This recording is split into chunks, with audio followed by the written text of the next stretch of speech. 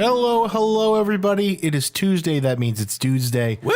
Welcome to the Dudecast. Yeah. We haven't done this in a while. My name's Chris. I'm Slam Ben. Ben? Slam? I'm Ben Slam. Judah Ben Slam. Judah what? Judah Ben Hur. Judah. But who was Spartacus? Well, I'm Spartacus. But who was Phone? I just, it's like there's so many Spartacuses. Which one was the real Spartacus? That's a Michael Scott line, isn't it? Oh, is it? Yeah, it is. Yeah, it is. He says I've watched Spartacus so many times and I never figure out who the real Spartacus is. And that is what makes that movie a classic whodunit. Wow. I gotta rewatch The Office. I only just watched it very, very recently, but I gotta rewatch it again. Anything Michael Scott says is gold every time. Michael Scott. How's everybody doing this week? I'm doing pretty good, I would say.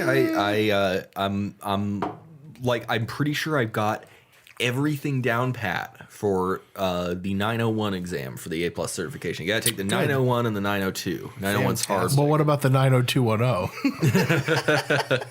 That's best left to pretty people. 901's hardware. I think you're pretty, Ben. 902's softer. Oh, thank you. This dude's been wanting to marry me in Stardew Valley also. It's true. That's true. I am trying to marry you in Stardew Valley. But then I'm also, I don't know, I think I'm kind of playing the field a little bit too. So don't get cocky about it. Don't worry, play the field. Okay. Please. I'm gonna steal Aubrey away from the arms of that emo kid Sebastian. That fuck. That emo fuck, that basement dwelling. He's the carpenter, Robin and Demetrius. He's their kid, right? Yeah, Dimitri. Yeah, he's Robin's son from another father. Yeah, you know what? They kind of make that a little obvious that Demetrius and Robin both bring a kid from a previous marriage. His brother from another mother? Yeah. Yeah, sure. Yes. The audience is now. You know, I watched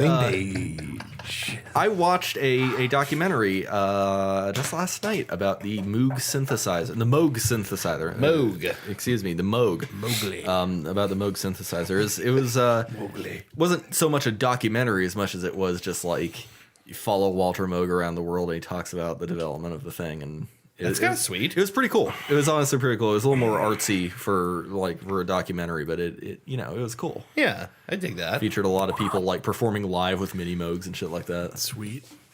Yeah, what are you looking at there, buddy? I don't know. I'm keeping an eye. I feel like I'm just doing the thing. No, I'm just looking at the levels. I got eyes on. I'm tinkering around. That's all right. Yeah, I think we're all right. Yeah, I think so. Probably all right. So everybody Morty. There's a nice peek there from that. Yeah. Well, let's just dive right the fuck into it here.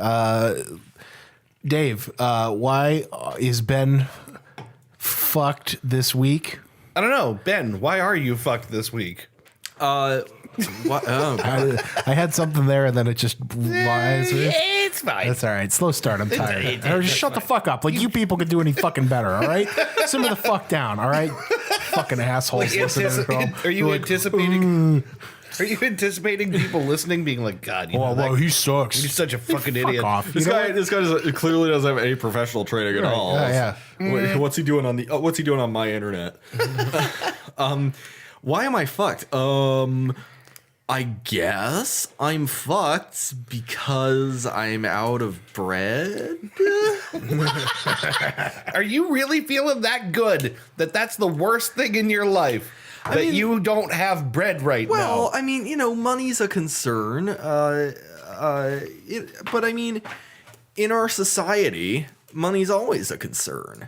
It doesn't matter where I'm going to be at in life. Your mind's always going to be on your money one way or the other. And your money is incidentally always going to be on your mind. I mean, like living the way I'm living, doing the work that I'm doing, means that I don't know when I'm going to get paid next. It depends on what I do day to day. Yeah. And that is simultaneously empowering and unnerving, because it means that, if I just, dick around too much, then I don't make any money. Yeah. Compare that to, if I need to take a day off of work or a day or two off of work at a standard job where I'm working for someone else, I'll still make money at the end of 2 weeks, and I can reasonably assume the amount of money I'm going to make. Yeah.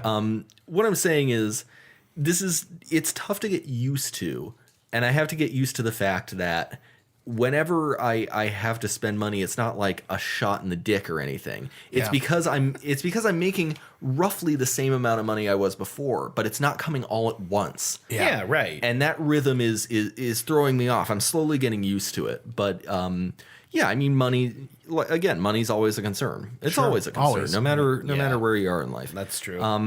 I guess we're fucked because our society is kind of built that way. It's kind of built around the fact that money is one of the more important things in daily life, and I don't like that.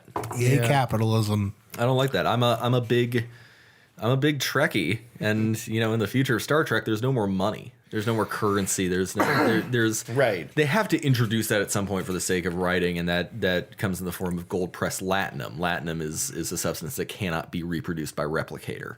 Right. So it's used as a pseudo currency. Mm-hmm. But basically, in the future of Star Trek, no one on Earth wants for anything. No one goes hungry. No one lives in poverty, because there's no such thing as money. You can't live in poverty if there's no currency. I just like the idea that the replicator, if asked, could produce a Baconator. Yeah. It sure could. It just wouldn't taste as good as the regular thing, if I understand correctly. I'm sure it would be quite as good. You are correct. Foods produced by replicator don't have the certain authenticity, because they're based on the same patterns. So if you have the replicator make you a Cobb salad, and then have you make it a Cobb salad a week later, it'll be the exact same Cobb salad. Yeah. There's no variety. There's no little surprises. Maybe this spinach leaf is a little more green. Maybe there's a little extra, what have you. Maybe someone jerked off into your Cobb salad.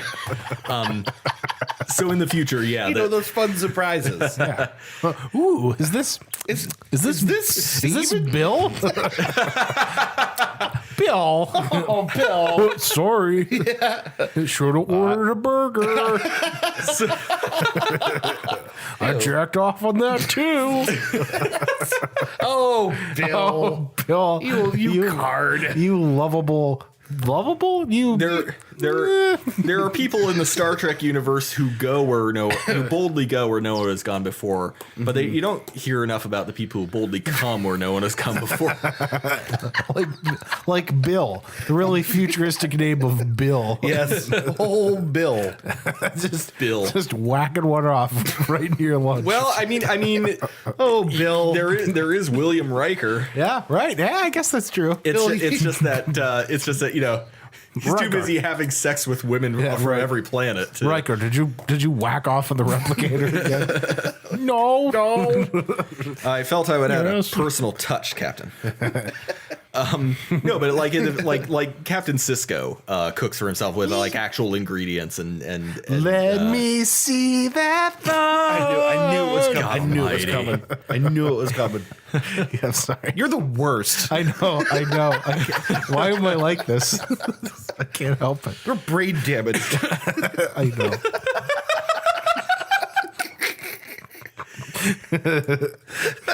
Anyway, the point is, relying on money sucks. But yeah, overall, this past week I've been feeling good. I was just talking off mic about how I've studied up pretty much entirely. I think I've got everything down pat for the first half of the A+ certification exam. Yeah. 901 deals with hardware, 902 deals with software, mostly Windows. Right. And I feel really confident in the material. I can tell you all the properties of any type of 801.11 wireless standards. I can tell you the specifications for any Ethernet cabling standard. I can tell you how to fix your fucking laser printer. Cat 5e. Yeah. Cat 5e broadcasts over 100 base TX or 1000 base T, and 5e can be between 37 and 55 meters long. That's right. See, that's more than I do right there. No, 5 can be 37 to 55 meters long. 5e can be up to 100 meters long. How about Cat 6? Cat 6 is 10G base T and can be up to 100 meters long. Yeah. How about Cat Stevens? Cat Stevens. Please, his name is it's Yusuf Islam, right? let's use his Islam name, all right? Yeah. Fucking Islamophobe. You intolerant son of a bitch. How dare you? How dare you dead name Cat Stevens? dead naming Dead name Yusuf Islam. Whatever. I can't even get it right. I can't even get it right in my joke. How dare you talk about Islam on 9/11?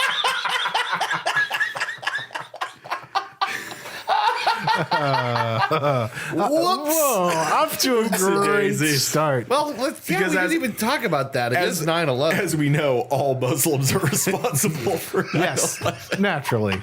Naturally. Let's just leave Islam out of today. Okay, America. Guilt by association is a thing. Right.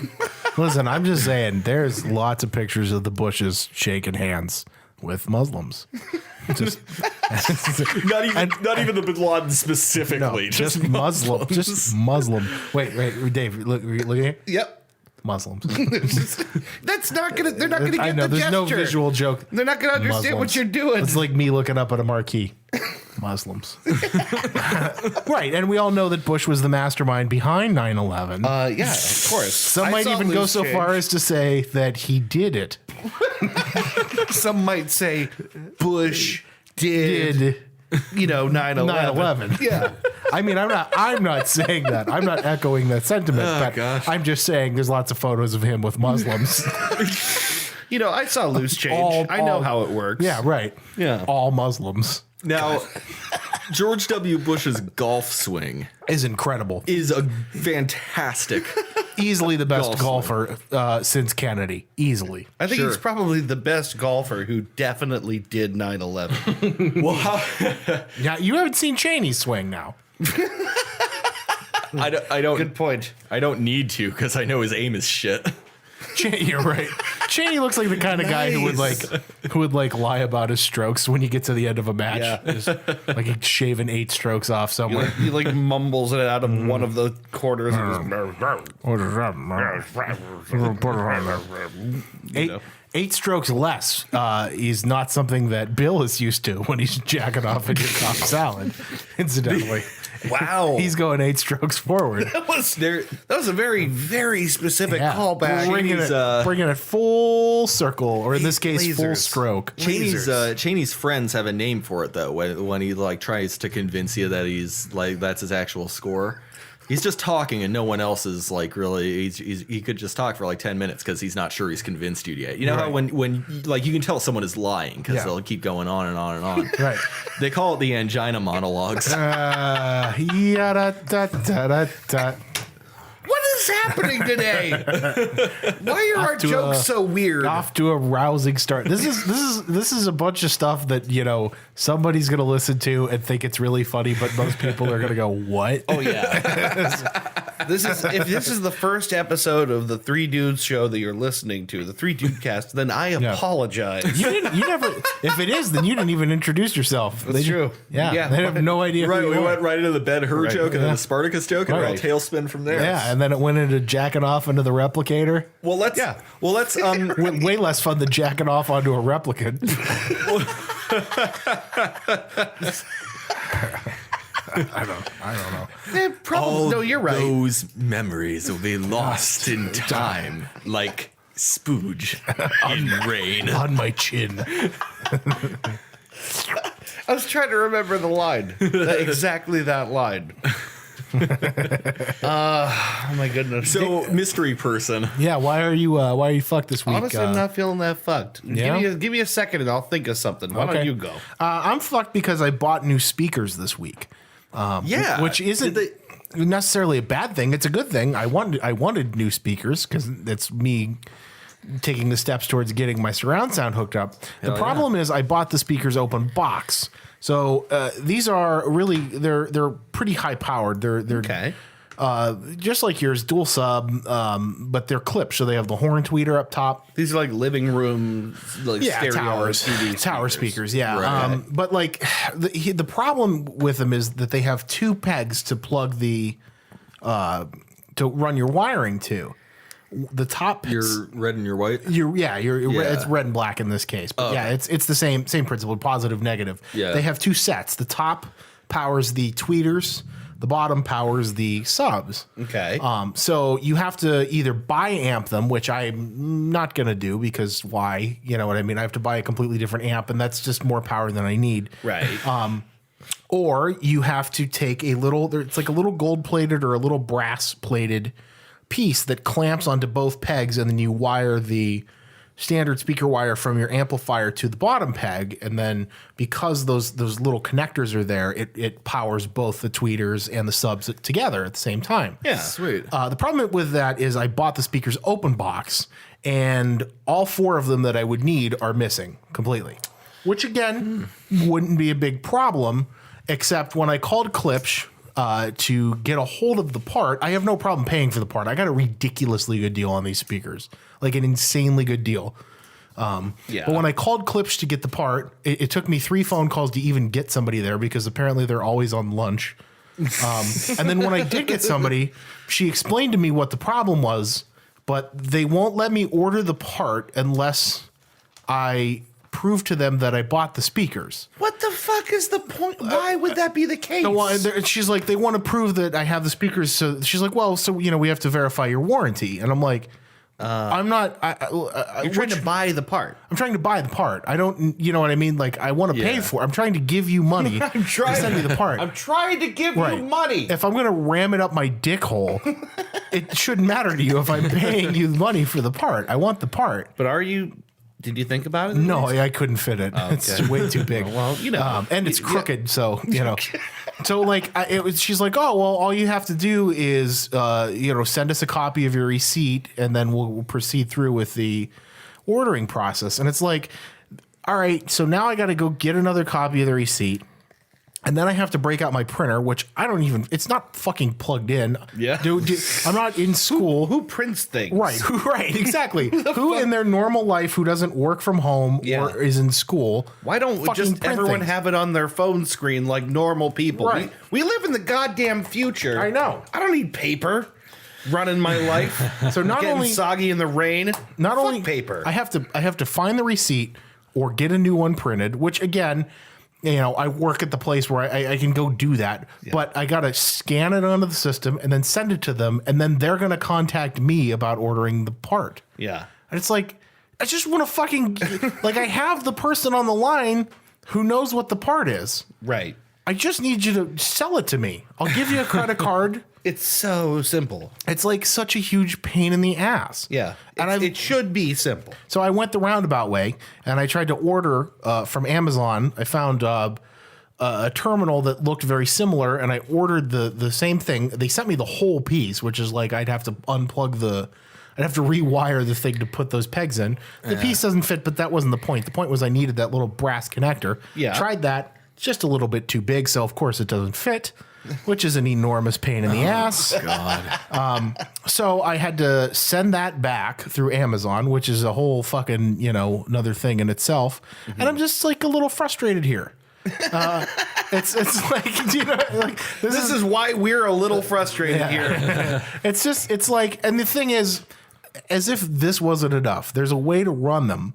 This is real fun for everybody listening, by the way. They are loving this. There's a way that I could just dodge around that. I could just strip the wire long enough and run the wire from the bottom peg to the top peg, so they're both connected instead of having to have the piece there, and then they're both getting power no matter what. The problem is I don't have a good enough pair of wire strippers, so when I try and run the, I need about a good 1.5 to 2 inches worth of wire to run it up there. Yeah. So if I try and strip it way far back, I just end up cutting the wire shorter and shorter. Yeah, right. Which is really annoying because I have an easy fix for it that I don't have to go through all this bullshit, but I don't have the right equipment to do it. That is really frustrating. One of us might be able to do it, or might know someone who has the equipment.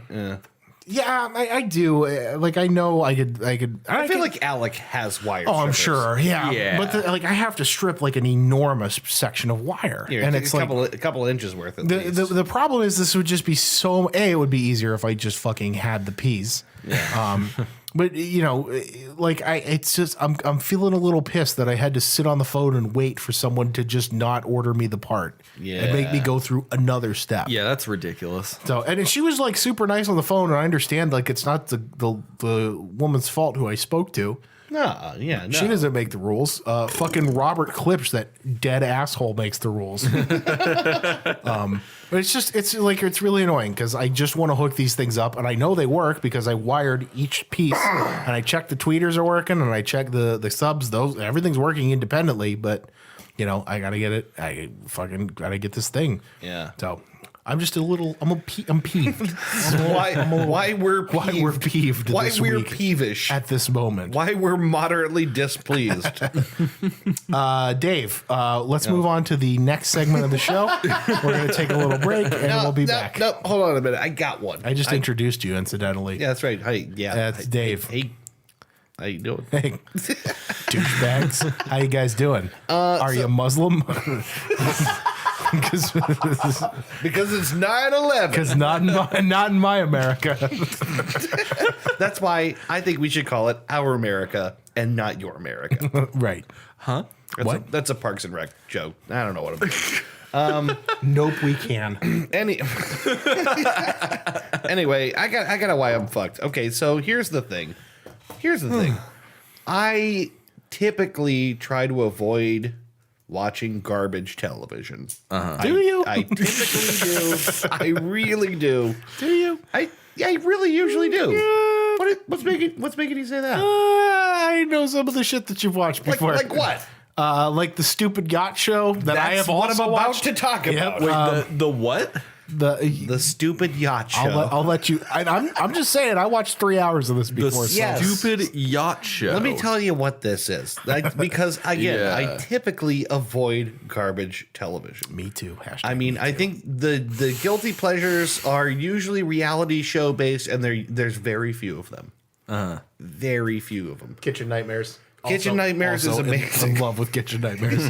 That's junk TV. It's but rotten, you dick. It's raw. It's raw. Jesus Christ. You taking the piss, mate? You. Fuck off. So Sorry. usually I don't watch a lot of that. Christy has me sucked into this show, and I am just livid at myself for how much of this I've watched already. It's a show called Below Deck. I already hate it. This sounds like a porno. It's a reality show, you say. It's also basically halfway a porno too.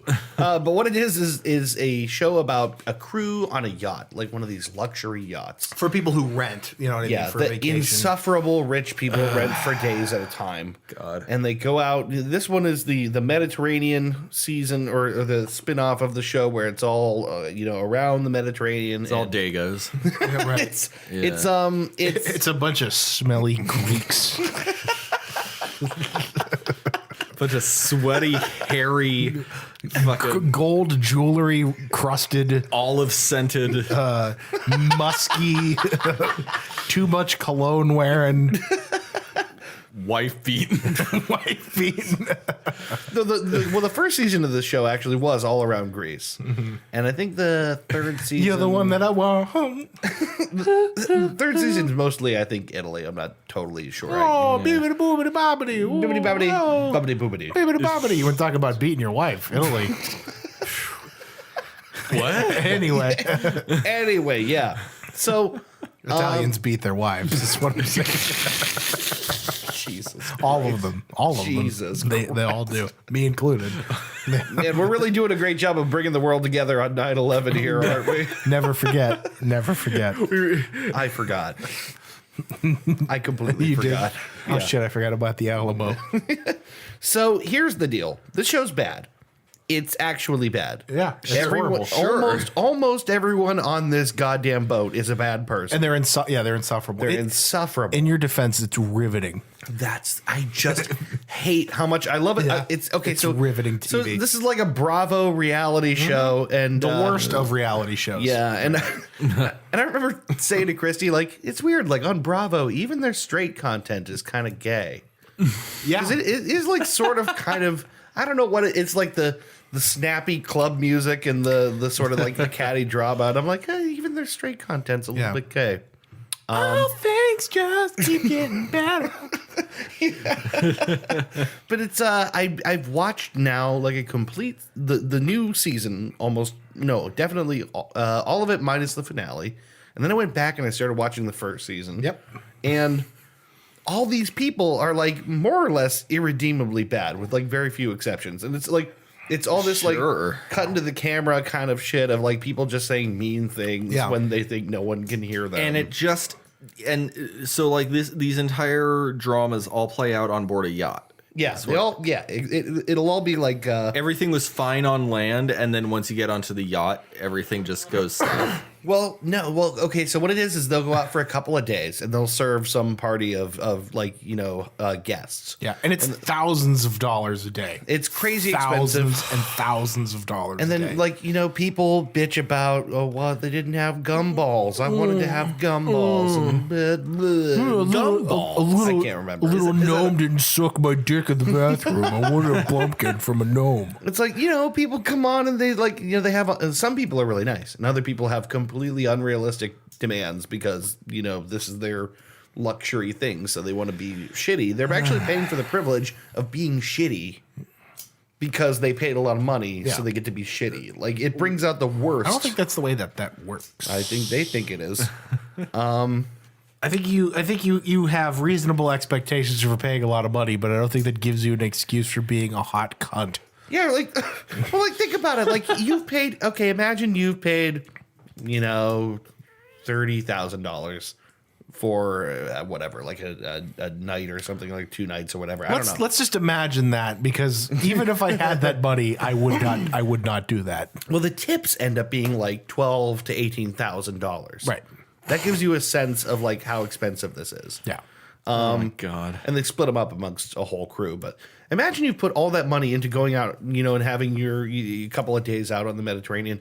Don't you like want to be as agreeable as possible because part of what you want to remember is having had a good time? Yeah. Right. You want to fucking relax. You want to chill out on deck and like get drunk and Fuck your wife. And fuck your friend's wife. And fuck, right. Well, of course, he fucks your wife. Right, exactly. complain about affirmative action and fucking. Yes. Anyway, it's pretty ridiculous, but I Forget about 9/11 for a change.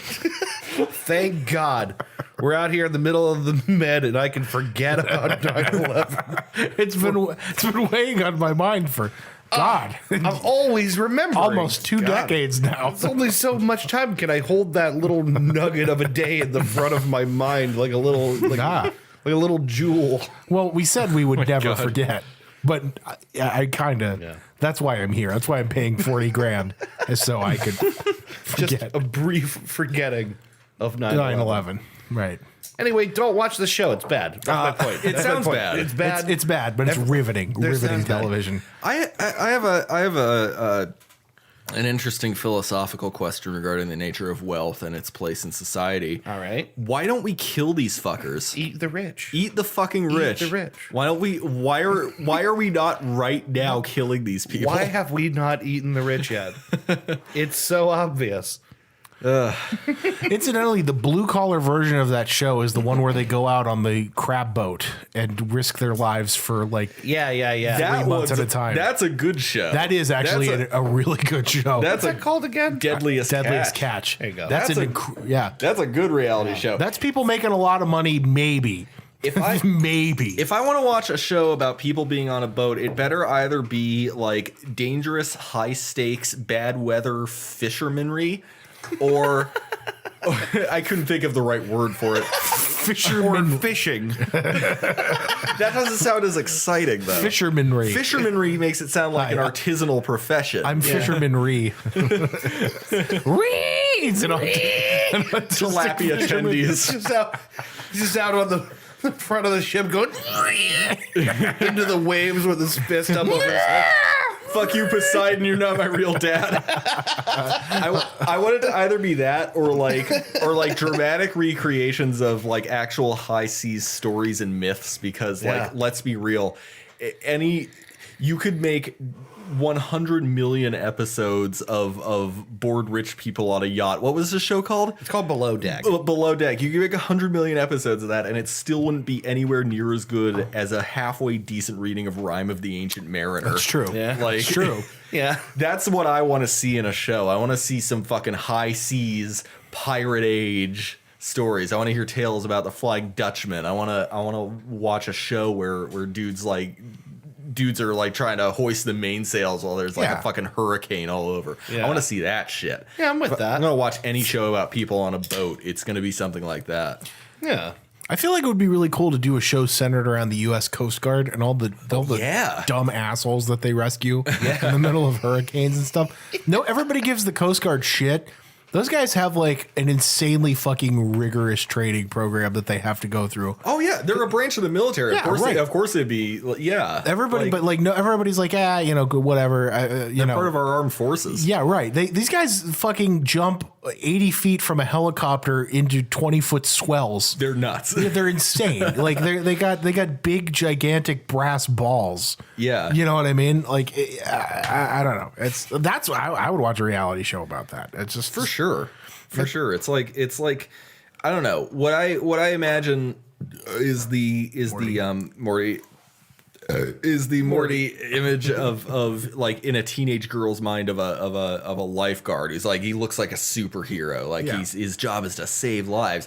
Imagine a fucking lifeguard, but like he's also part of the armed forces. He's got like a cross between a lifeguard, a firefighter, a soldier, and a superhero. And you've got the Coast Guard. That's exactly what it is. Yeah.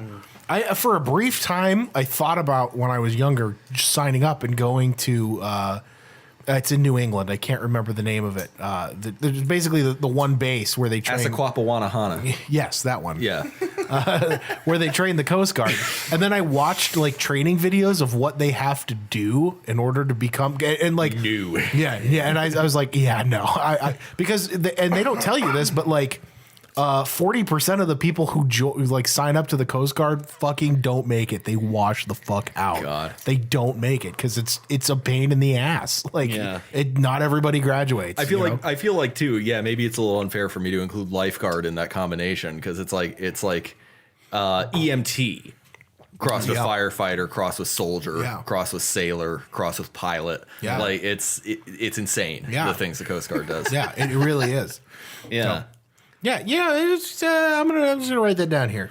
Stop shitting on the Coast Guard. Yeah, yeah. Well, they end up getting lumped in like somehow with something like the Peace Corps or something like that. Yeah. They're just like they're like right. Like something that like people are like, yeah, but that's not really the service. The national. It is the National Guard Reserves. Yeah, right. There you go. Yeah, they always get lumped in. All these, get lumped in. As it's not enough. It's nothing somehow. like going to Ghana and smoking pot with the villagers. It's not like that at all. It's a very real possibility that you're going to die when you go to work. Yeah, and it's I think because it's more dramatic to the public eye to imagine, a battalion of Marines shipping off halfway across the world. It's more dramatic to imagine that.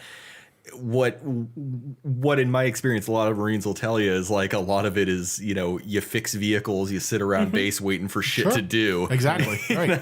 Yeah. You try to do the stuff that you're told to do, but you can't because the equipment is 20 years out of date. Right. That's what it's like to be a Marine in peacetime. Well, should we?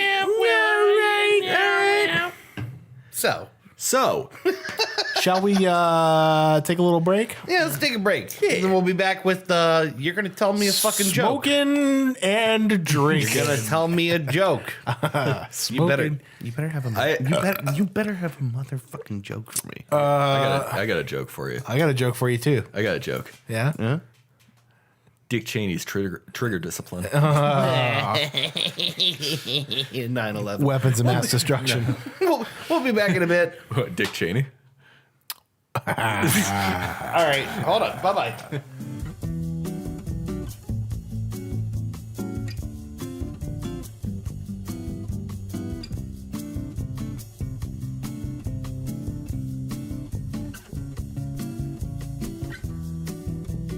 Hey, everybody, we're back. We had a couple warm up jokes before our off mic. We had a little bit of a jokes. Yeah, me too. It's one of those things that Jokes is good. Jokes is good. It's always Jokes good. are special. So yeah, we got a couple warm up jokes in there before we a couple ones that you're not going to get to hear. Yep. And you can just enjoy imagining what those jokes might have been. Yep. Yeah. Lost to history. Yeah. But that's not why I'm here Probably now. heard them before. Right.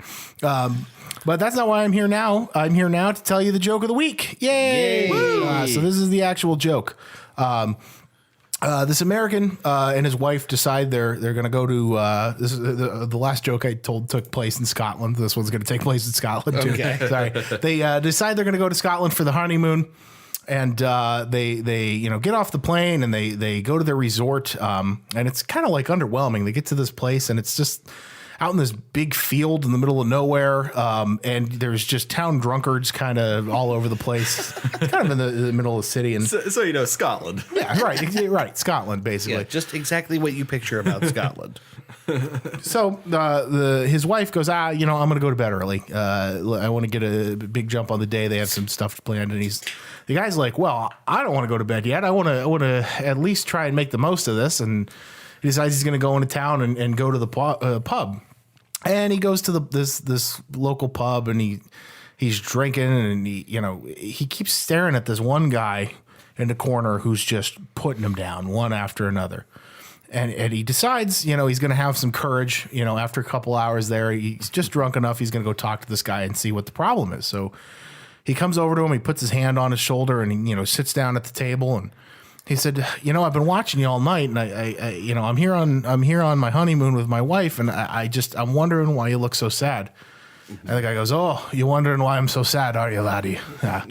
You see that fence out there? And he points out the window, and there's this big stone fence that's stacked up on the outside. And the guy says, yeah. He said, I built that fence stone by stone over the course of many months. But do they call me Agnes the fence builder? No, they don't. And the guy goes, well, yeah, I guess I understand. And he goes, no, laddie, you don't understand. You don't. Do you see that building, that church across the street there? I laid that masonry down myself. I took 2 years of my life to build. I'm changing accents again. I'm like trying to track this accent. I come from Dublin originally, lad. I took 2 years of my life to build this church. But do they call me Agnes the church builder? No, they don't. The guy goes, no, I understand. And he says, no, laddie, you don't. Do you see that pier out there? And the guy goes, yeah. And he says, I spent months and months laying the wood down for that pier, digging it out into the ocean. But do they? And the guy stops him and he says, they don't call you Agnes the pier builder, do they? He said, no, they don't. But you fuck one goat.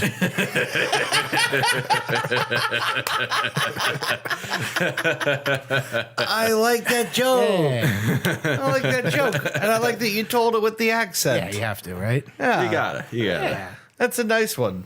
It's true. Yeah, it's fuck true. one goat. You got You it. fuck one goat, You're a goat fucker you're for goat life. fucker forever. That's it. Believe you me. You don't want to be the goat fucker on your block. Look, Goats are wily bastards. That's a title you got to earn.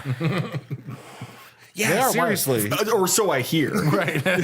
just trying to picture trying to hold a goat still to begin with is not an easy task. You gotta wine and dine it first.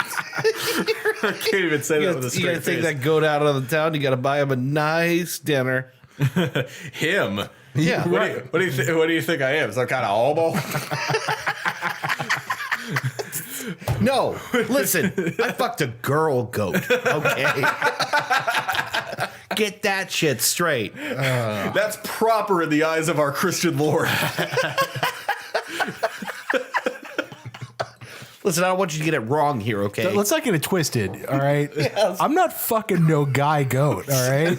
listen. If I'm gonna fuck a goat, it's gonna be a lady goat. Yeah. Okay. We think How's that for you? next you're gonna accuse me of jerking off on your Cobb salad.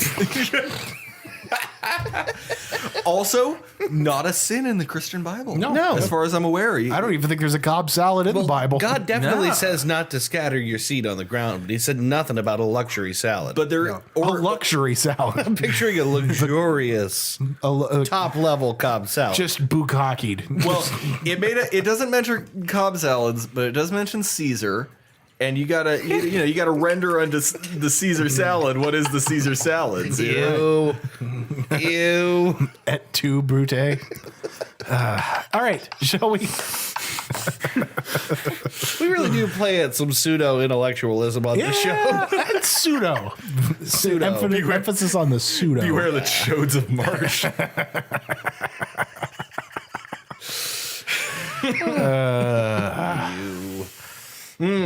Shall we get into the topic this We week? could. No, but Unless he you want really to talk did. more about penises. He really did get bukkake to death. He did.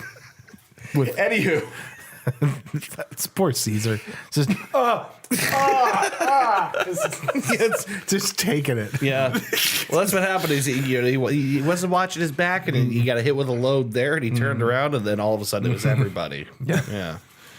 yeah, it's just it's. I know literature. Senatus Romanus Bukkakis. I don't know what I'm doing. Gross. This is really gross.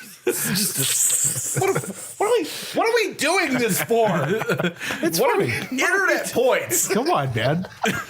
All right, telling me you're not picturing Caesar just Oh, I absolutely am. That's my problem. just with the little slung across toga. The whole Senate just sat shouting, toga, toga, Toga. Yeah, I'm picturing Caesar with like a robe and a chest plate and just Yep. positively dripping. et goo brute. That's a really good name for this episode. Et goo brute. Goo brute. Ew. Just ew, really. Just ew. All right, let's get into the real topic this week. Yes. Yeah, let's do it. You mean it's not jacking off over dead Roman emperors? Believe it or not. You mean to tell me it's not scattering semen across a former Roman Yeah, emperor? or a luxury salad. That may or may not even be named after him.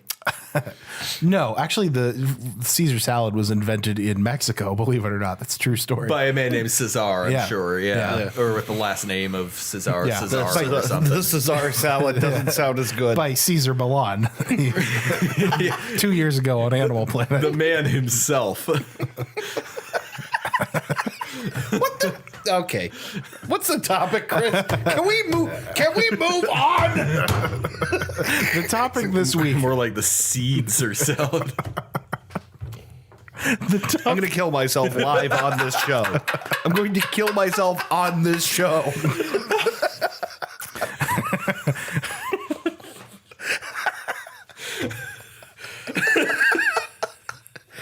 You're both this show's the worst, and you're both the worst. All right, the topic this week. I was talking about how my speakers are more of a hassle than they're worth at this point. Yeah. And the bullshit that I have to go through to try and get them to work. So in that spirit, this week's topic is bullshit. Okay. Bullshit meaning just the little annoyances in life that you have to go through That kind of bullshit. Other people's bullshit that you're, you know what I mean? I've regularly stated on the show, I'm done letting people get away with their bullshit. So I want instances of bullshit that you've had to deal with in your life that is, you know, undeniably bullshit. Yes. Things that have bothered you and how you cope with it. Okay, so we did an episode about bullshit, which is like the untrue things in life. Yes. This is bullshit, the petty, annoying, drives you insane, people behaving badly. The little things. The things you should not have to deal with. Exactly. Sure. To put an addendum on this here, I don't want this to be all just like, oh, I had to wait at red light. You know what I mean? Yeah. Like, I want it to be like, a good example. I told a story on the show about the people at Walmart who were cleaning the floor, and I just wanted to get my country ribs for the sauce. You remember that? Yeah, but for reasons of bureaucracy and literal tape. Yeah. You couldn't get your meat. Right. Even though there was accessible to you. there was no cleaning happening. Yeah. And I just kind of just pushed the thing aside and got my stuff and did what I needed to do. Because someone thinks yellow caution tape means that you can't walk over there and get the thing you want. Look, if Batman can bypass the yellow caution tape, so can I, goddammit. Right. Because I am Batman. As I've said many times before on Facebook. Yeah.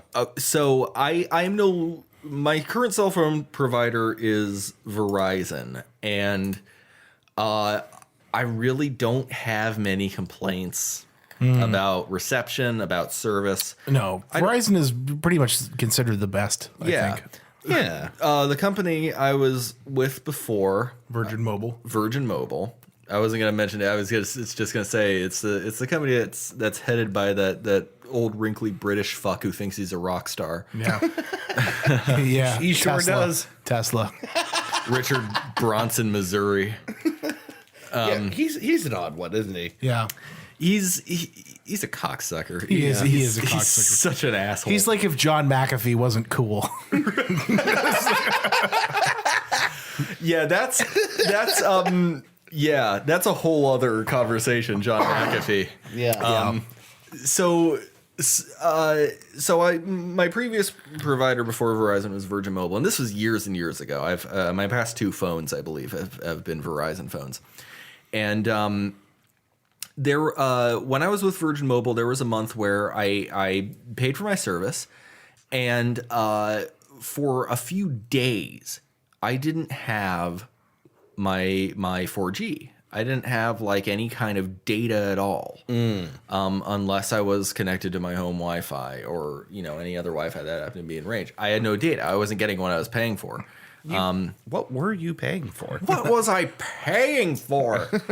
So, well, it was unlimited. First of all, it wasn't like a high tier phone or anything. So this is like the cheap unlimited. This is like the the unlimited that'll get you by. So I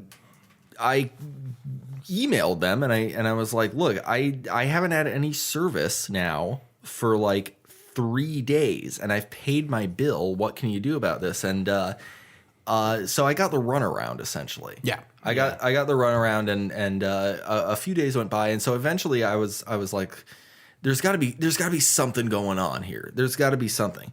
So I took it to Facebook and I said, like, look, like in full view of God and everyone, like you do on Facebook, you make your comment public, and it's like, look, it's been like a week now. I haven't had the service that I've paid for. What's going on? It's a really long time. A week is a long time for them to get this sorted out. It was a solid week, and ultimately, she ran me through like in the public comments, like these typical tech support steps, which I get. Power the phone back off and back on, turn it into airplane mode, and then back on. Which, because they wouldn't say those unless they were actual solutions. Yeah, drop it into the bottom of a bucket and submerge it in piss. Right. The normal thing. Right. Yeah. Normal things. And then this person, a bunch of other people were saying the same thing, like, I'm not getting my service either. What's going on?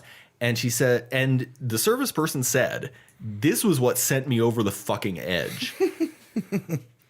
Try repaying for the month of service.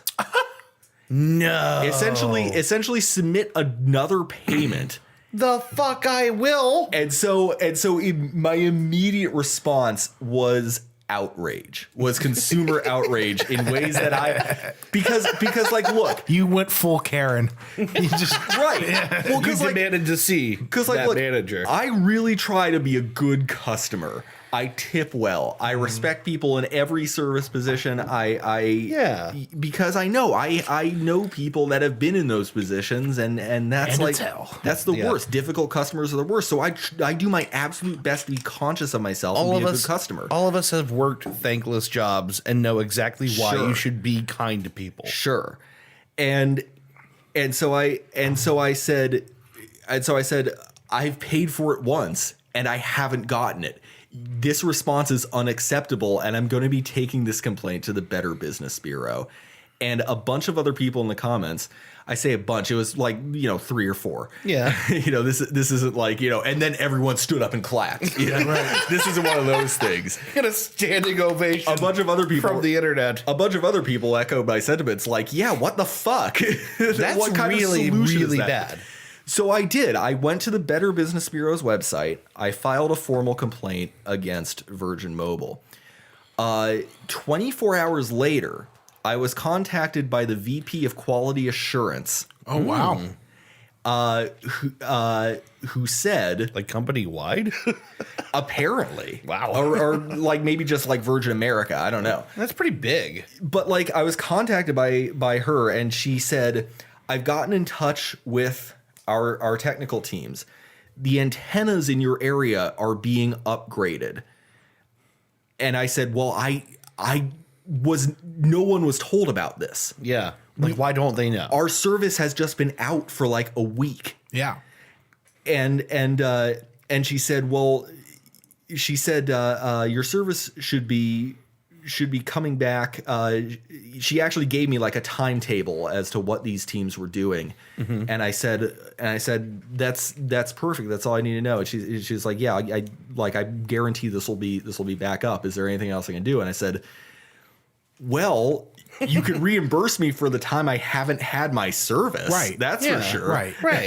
Which boils down to a couple bucks, but it's the fucking principle of the matter at that point, Well, right? I mean, a couple bucks. It was like a week and a half by that point that I had that service. So it was a pretty substantial, so I said like, I wouldn't mind like, this much reimbursed or like just a free month of service for this. Yeah. And she said, absolutely. I'll give you a free month. Yeah.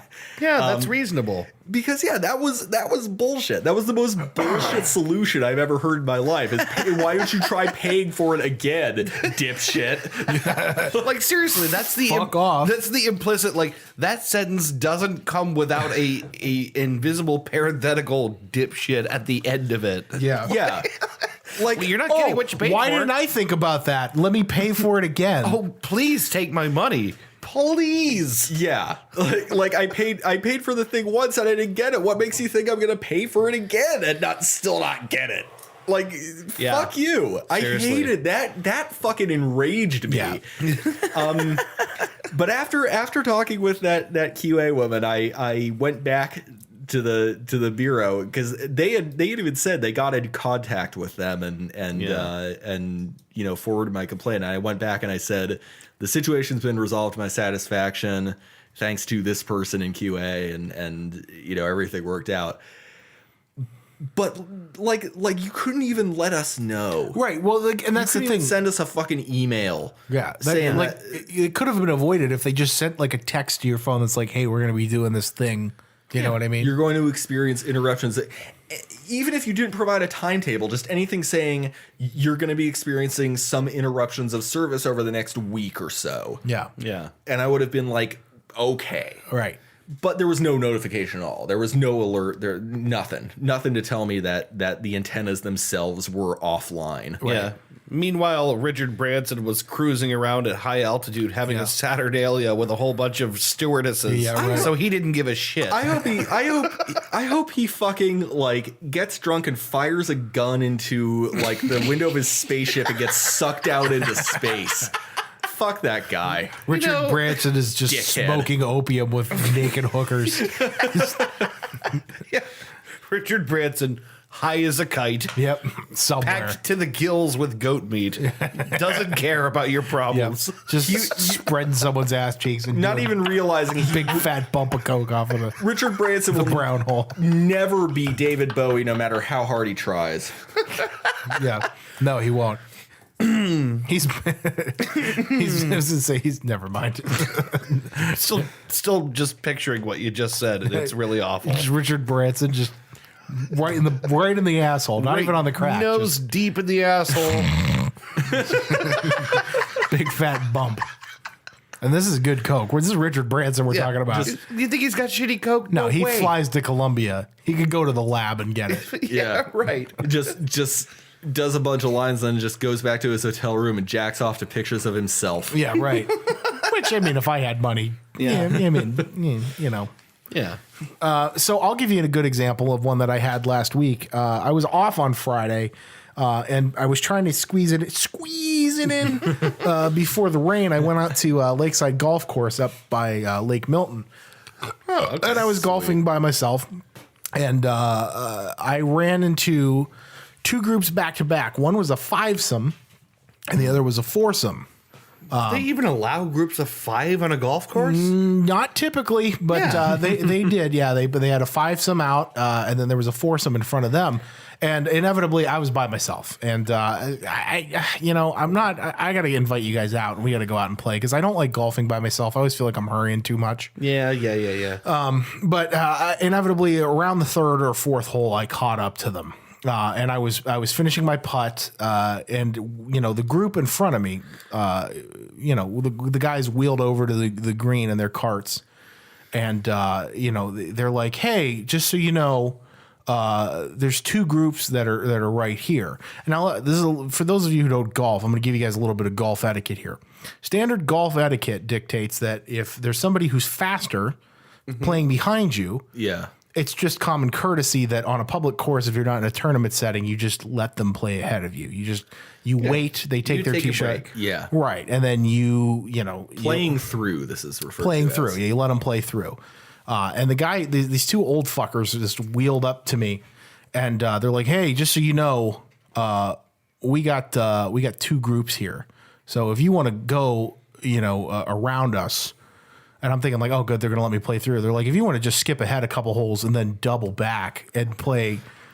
No. And I'm like, oh, okay. And the thing is, I did it. I went to hole number 6, and I teed up my ball, and I went, no, I don't think so. And I went back to where they were, and I hit. And then I caught up behind him, and the like up on the next tee box on like hole number 5, the guy's like, "Hey, are you gonna go skip a couple holes?" I'm like, "No, I think I'm just gonna play through."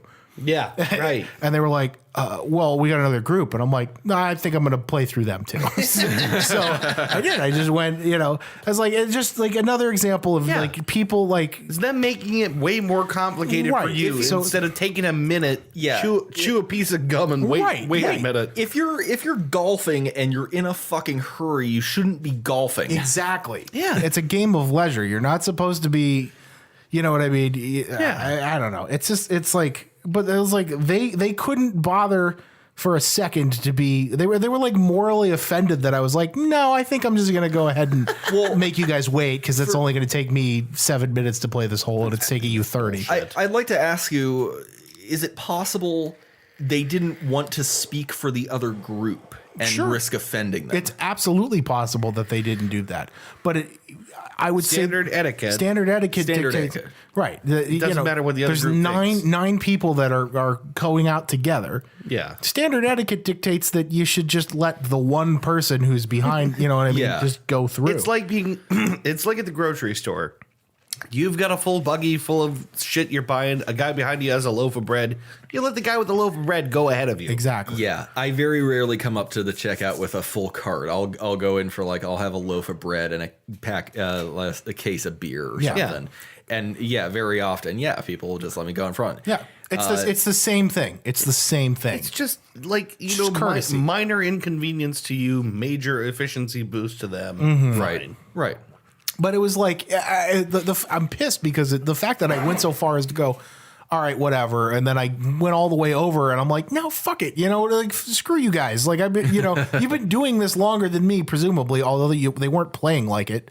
Yeah. That's right. And it's this thing. Whenever there's I've seen fivesomes out before. Whenever it's those big groups, it's always these old fucking hoagies that go out there and do this. Fogies is what I meant. It's a bunch of steak sandwiches. They can't swing. It's always a bunch of BLTs out there. Slathered in dressing. Yeah.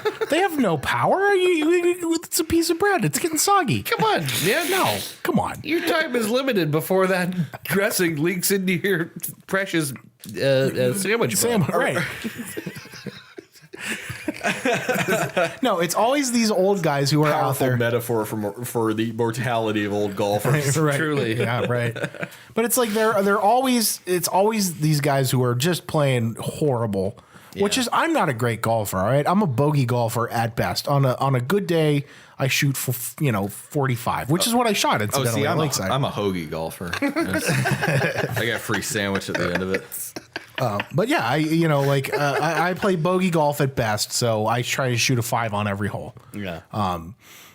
Which I did actually. I got 45 at Lakeside, but these guys are just out there chunking. You know what I mean? And it's That's a peach, hon. yeah, right, exactly. And it's like, even if I start sucking, Yeah. I'm going to be light years ahead of you in 5 minutes. You know what I mean? Right. Like, I'm not gonna, I don't know. It was just annoying, and it's just a prime example of people. Everybody calls our generation entitled, but This is an evergreen topic for me. Right. I could talk about that for fucking this is days. it's like, but like the fucking like the brass balls for you to be like, oh no, just you can fuck off and go skip a couple holes. Wait till we're done. Yeah. Fuck off, motherfucker! It's not my fault. You guys suck. Yeah. Right. That's a bullshit topic we should talk about, is the entitlement of boomers and above. Dude. Is I like could talk forever. And I'm not saying that our generation isn't entitled to some degree, because everybody's entitled. Everyone feels entitled. Entitlement is an equal opportunity Right. thing. It's not exclusive by generation, Yeah. but it is more prominent in certain generations. It's so fucking noticeable. You remember that meme I sent you with the Hindenburg?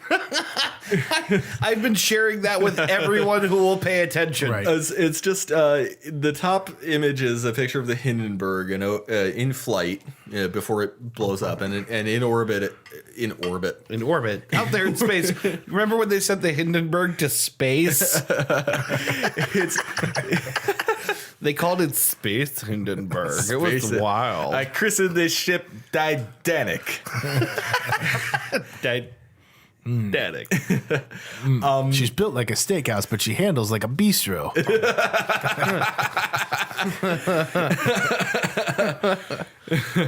So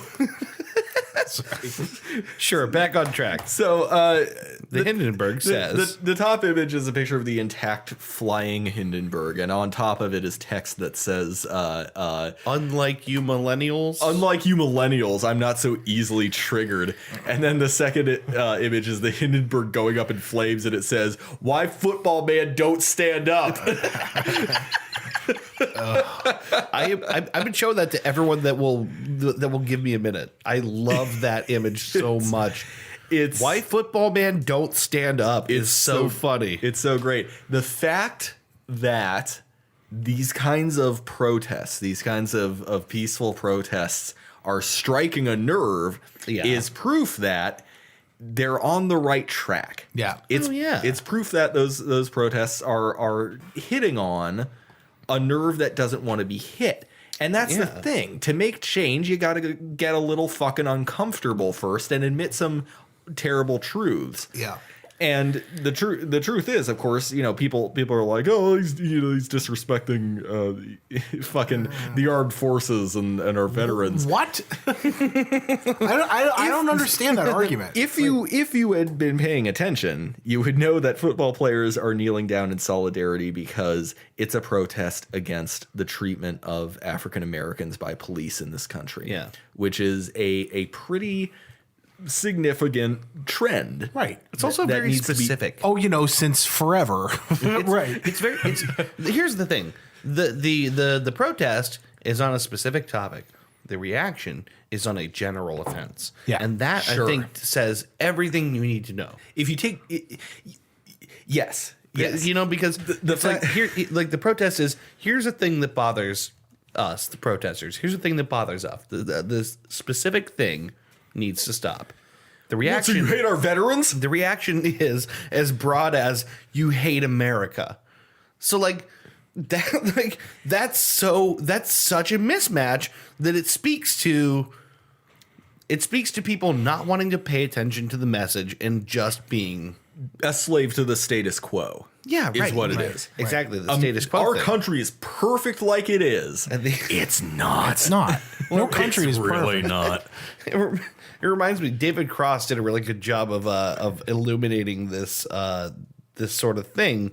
I want to make sure I state it at least close. I'm going to paraphrase it, but it was something like, you know, like this thing of like conservative outrage around. Well, it's 9/11, so let's just say, you know, early Sure. 2000s, you know, and it's you know, this country's going to hell and no one's got any morals, and we got the terrorists coming in and everything, and you The know, like all terrorists this, are gay marrying each other. right, like all this stuff, right? All the things that conservatives screamed about, Yeah. you know, and then the minute you go like, well, you know, I guess it's probably, you know, true. We could probably do better about certain things, and they go, "You hate America! You hate America!" Like it's so weird. The Hypocrisy. yeah, the frankly. hypocrisy and the lack of awareness, like of a personal awareness of that thing. There is I'm trying to think of the best way to put this. There's a certain disrespect, I think, involved in like when you see people protesting and you see people like, you know, risking jail time or what have you for something that they believe in. You should maybe do them the respect of thinking this is an intelligent and educated adult and they probably have a good reason for holding this belief. I should explore this to understand it better. Right. Yeah. And the thing is, it doesn't matter what side you're on, we're all guilty of not doing that. You know what I mean? We all got that monkey brain. Right. We all have the monkey brain Yeah. that just like goes like me and them. Right. That's it. I would pose this to But this after group. all, we're only ordinary men. You and me, baby. Boom, boom, We ain't nothing but mammals. So let's burn the flag and fuck Colin Kaepernick. Like they do on the Discovery Channel. No, so I would posit this to a group that I think is mostly liberal, sitting at this table. I'm all for right. Exactly, that's me. I'm nothing anymore. Yeah, right. Fuck I don't know everybody. what I am. But it's like, okay, so Nazis. I'm all for punching Nazis in the face. But would anybody here care to learn why those people believe that? See, the thing is, I'm increasingly not for punching Nazis in the face. Disagree. No, here's the deal. It feels good. Yeah. But so do a lot of things. Sure. Like, I kind of don't think it's cool to punch people. Like, Yeah. this is the insanity of 2018. Yeah, right. But I thought I would love the idea of punching Nazis in the face forever. But this is specifically the thing about Nazism, though, is that it advocates genocide, Right. And that is Right. inherently wrong. That is objectively wrong. I think once a Nazi punches someone, then you punch the Nazi. That's you know what I mean. That's kind of the deal. But holding the ideology that genocide is okay is in itself wrong Right. and worth punching Agreed. for. But think about this. Would it be one of those things where you would be able to have a rational conversation with one of those people? Because I couldn't. I wouldn't. It wouldn't work. I would get very frustrated. But I've watched people do it. and people can do it. Right. I've watched people do it. People can do it. It would probably take a wiser man than me. Exactly. But Right. And that's the thing is we Here's all the all thing. have this the meat box. We have this big meat box. this big meat box up here that just Not even 20 minutes ago, we were sitting here talking about eating the rich. Yeah. Maybe 40 minutes ago. Sure. Yeah, somewhere in that range. Now that is advocating for the killing and consumption of human beings. And even though it was intended as a joke, it's still rhetoric. Sure. It's still words. Point. So I hate 2018. I hate what it's made me become. But The thing is, I don't think I don't think it made you become that. I think people are inherently always like that. Well, let me amend that then. Let me say that yes, you're correct. Memery and jokery, especially in 2018, where the alt-right is so blended into internet culture and meme culture that it becomes hard to tell the line. Yes. Yeah, absolutely. I should hold myself accountable for memes and rhetoric and jokes and what have you. Educate the rich.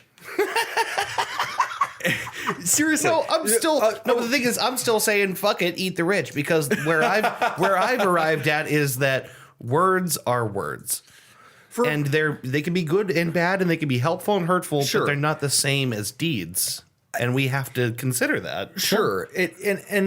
But like that's my thing about Nazis. If you're spouting an ideology who has proven in the past, if you're spouting the words of a group of people that believe in a thing, that group has in the past committed one of the largest genocides in human history, you're probably in the moral wrong. I agree. I'm agreed. There's no dispute here that's not wrong. Or I think if you asked pretty much any average asshole walking the street, I don't think most people would disagree with that. Yeah. You know? I think also though, as far as the rich, you hit on a very important thing in that the rich don't know what we know. You know, the rich kind of don't really know the struggles of like No, they don't. You know, middle class poverty. They don't know any more than I know what it's like to go out and dig a literal hole because at the bottom of it might be water. Yeah, right. I have no fucking idea what that's like. We have contact with individuals and with stories to where if we see, a person begging for change on the street, we might assume that, it's not entirely his fault that he's in this place. Sure. So many other circumstances could have happened to him. If you have spent your life growing up in the upper crust, based on the information and the knowledge that you know, the worldview, it's unfair to call it a bubble, the worldview that you have, you'll think this person is this way because drugs. Mm-hmm. Which is not an unreasonable conclusion to draw necessarily. Drugs are a common thread among it's the one poor of many and probable probable scenarios. Sure. So then you think, well, you could have just said no. Pass them up. Thanks, Nancy. That thing is such a dominant force in the way we relate to each other. Yeah. If it were me, I would have. Right. It's actually that might be the most bullshit. That might be the most bullshit thing right now that everyone is collectively doing. The illusion of empathy. Exactly. Yeah, the illusion of empathy and the inability to imagine a scenario in which you could fuck up. Where you could fuck up. Right. Yeah. Yeah. Yeah, for sure. Like, why are we so bad at, and we all do it in different ways in different places. Why are we all so bad at conceiving of like our ability to make the kind of mistakes that change the course of your life? Well, right? because there's a limit to human empathy. We can't possibly imagine the stories of all 7 billion people on the planet. You know, we've got the people close to us that we care about. We've got the people that they care about that we kind of tangentially know the stories. And it's like, any friend of so and so's is a friend of mine. There's a limit to the network that we can create of empathy. They call it the monkey sphere. Cracked calls it the monkey sphere. Right. Yeah. I think that's a great article. Was it there? Did they coin that? They might have. It's from a study. It's from an anthropology study that found that the maximum amount of chimp tribalism. Yeah, the maximum amount of relationships that our monkey brain can form is something like 150 distinct and unique relationships. Yeah. Something like that, which is impressive. It's kind of a lot. I think mine's probably a bit lower. I'm perfectly content to see you guys every Tuesday, Sunday, and whatever other days we have off. And my girlfriend and occasionally my parents. Right. There's about 60 people I actually care about. Yeah, I honestly, if we're being real here, Like, really think about it. Like, how many people do you actually, and we don't, without naming any names, obviously, but like, really, are there any more than like 60 to 80 people that you care what happens? no. You No. would care if something bad happened, Sure. but you're not thinking about it now. If I spend enough time thinking about what it would be like to be a starving African child with barely enough to eat, then I would start to get in that headspace and would start to think like, shit, I should be making more charitable contributions.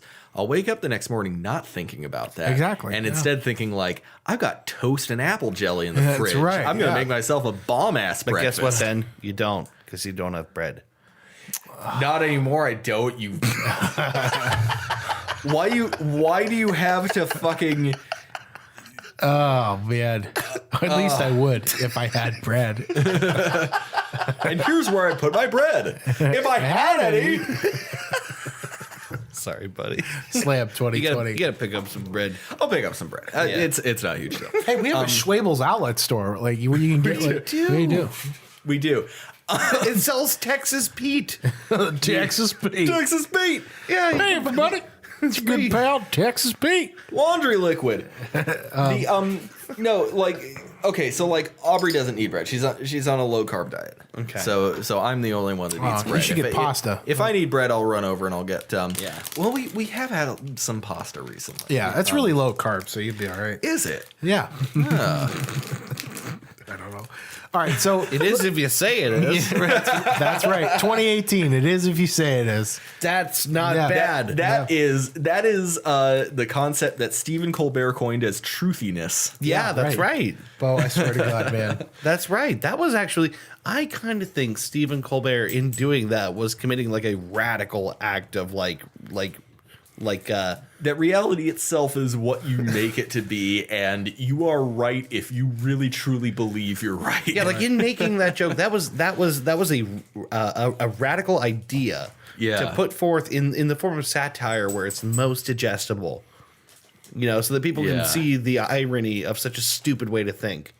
yeah. Yeah. And the sad thing is ultimately we're still It didn't work. there. Yeah, right. Yeah. And let me wake you guys up to this possibility. That might never get fixed. No, it won't. There's a very strong possibility that it's not going to get fixed. No, it won't. No, the reality of Farmer Clint in Nebraska, who has never met a black person in his life, is far different from the reality of the three dudes in Youngstown, Ohio. Chris, what are you crunching under there? Stop crunching things. Stop. Just drop. Put it down. I did. Put it. I did. No, you didn't. No, I did. You're still holding it. No, I'm really not. You're. No, I'm serious. Let me see your hands. Okay. All right. So anyway, He's doing it. He's still crunching it. It's on the floor. Chris, you needed to kick Sorry, that away sorry. right now. I did. toes they are a tapping. I'm sorry. So bullshit. Anything about bullshit? Yeah. Bullshit. So let's go. Let's get into the more mundane white bullshit here. Dave, do you have any like direct examples of bullshit? I'm struggling with this. Yeah. I mean, that's the more serious bullshit. That's like the Okay. untrue Well, bullshit. let's do mundane bullshit. But It's, as regards mundane bullshit, it's hard because you experience it all the time and you do your best to just brush it off and because Sure. if you're obsessed with the bullshittery of the world around you, then you're never happy because that Yeah. bullshit is around you all the time because we live in the real world, not the ideal world, and so things are constantly not as good as they should. we be. learn to deal. Yeah, we learn to deal. Yeah. But I don't know. I mean, it's not that it doesn't happen to me, but I'm not immediately recalling it because I always want to kick it out of my head the minute it's there. Yeah. Right. For sure. Yeah. When you start to question how mundane your reality is, you start to realize how much of everything is bullshit. Right. And if you can't build the filter to ignore that, then you'll go insane. Yeah, right. Like if I'm still remembering something like this a couple days later, it has to be especially egregious. Because I really, Sure. I try pretty hard to be like an easy guy in the world. Like, Sure. but yeah. But there's a time when it like I hit that point where it's just I'm turning into that which I hate. Yeah, sure. I'll give you one that drives me fucking nuts if I'm honest. You guys remember months ago that the people I was working for, the interstitial arts people, who I do their website for them. Yeah. And they had their domain snaked away by one of these internet scammer type people. Yeah. Where like the domain lapses, so someone buys it up and then they fill it with spam. It's a lease, essentially. Right. Yeah. And the goal is to, essentially embarrass you into, okay, well, I can't have that sitting at my former domain and I got to buy it back. And then you buy it for an egregious amount of money. Right. So I emailed, I don't know if I told you guys this part. I emailed the customer service team at the domain registrar, the people that are like currently hosting the website. Sure. And I said, okay, they're using our logo, they're using our colors, they're using our branding, and is there anything we can do about this? Because essentially it's like, this is our intellectual property. We own it. They're using it. Yeah. And I didn't get a response. But what I did get a couple of weeks later was I'm on their mailing list now. Oh my God. Christ. So I'm getting marketing emails from the No. registrar like, save today on a 30% off of hosting, and I'm like, you motherfuckers. Yeah. So I email them again to say, okay, I already emailed you about this. I haven't heard from you. And now I'm getting marketing emails from you, which is really irritating. Yeah. Because I'm already not happy with you. Could you kindly knock it the fuck off? And I said something to that effect, essentially, like, stop sending me stuff. Please let me know what we can do about this. Nothing. Nope. Yeah. Still getting every couple of weeks. Couple of weeks. That's some real horse shit. Yeah. I've got one that I just remembered. When Aubrey and I were trying to move into a place of our own, one of the places we were considering was a place in Girard, which was I can't remember if it was like government funded or it was like it was like a housing authority type thing. Right. I remember this. This was before I ended up getting a significant donation for my job and was able to pay a security deposit for a proper privately owned apartment. Yeah. And one of the stipulations that this housing authority place had was if you have any cats, they have to be declawed. Now, if you don't know, my understanding of the anatomy is a bit fuzzy, but if you look this up, you'll see this is actually like pretty tantamount to animal cruelty. Yeah, they literally dig the claws out of these things. Which requires breaking a few knuckles. Yeah, Jesus Christ. This like the roots of these claws are embedded deep in the skeletal system of these cats, which is back to a knuckle or two. If you ever take a cat and you like press on his beans, you can kind of feel how those toes bend, and as you press and you bend, the claw will extend out. Yeah, it's you can kind of try and emulate it yourself with your fingers, but essentially, the retractable claws are tied into right. It would be like saying you can't move in here unless we bamboo shoot your fingernails and rip them out. Right. Yeah. Pretty much. Yeah. Pretty much. Well, it's like, be like removing your uppermost knuckle. Right. So what Aubrey did in response was to send a letter to the authority and say, these are support animals. Here's a letter from my doctor saying so. The well-being of these cats are integral to my well-being, which is true. She and I both love these cats to death, Luke and Leia. And the housing authority basically came back with tough shit. Yeah. So we See ya. Yeah. we put that to the curb. But the fact that they require declawing is inhumane and is bullshit. Yeah. Well, the fact that that's even a thing that you can do. Like, Well, see, it wasn't always well known what the exact procedure was. yeah. People just assumed it was like, oh, well, you take out the root. It's just like a simple surgery. It can cause some lifelong pain. Yeah. It's those things are tied very integrally to like ligaments and tendons, and it's not a pleasant thing for the cats to go through. No, I wouldn't imagine. Declawing is inhumane. Yeah, you can look it up yourselves. Getting in the vein of you were talking about getting put on a marketing list. I donated to the American Red Cross one time. Boy, yeah, Once. yep. Uno. And then for years, Me Still. too, man. for years, Still. I got calls, and the fucking bitch of it is they don't call you with a human being, Morty. Anymore, because Well- I know what they used to do was employ people with special needs to make those calls. Seriously? Yeah. Wow. And they don't anymore. No. Well, the thing That's was some bullshit. Well, they called. I used to get calls that were from they were nobody. It was an automatic message like, "Hey, just reminding you to come donate blood," and all I wanted was to talk to a human being so I could be like, "Please stop."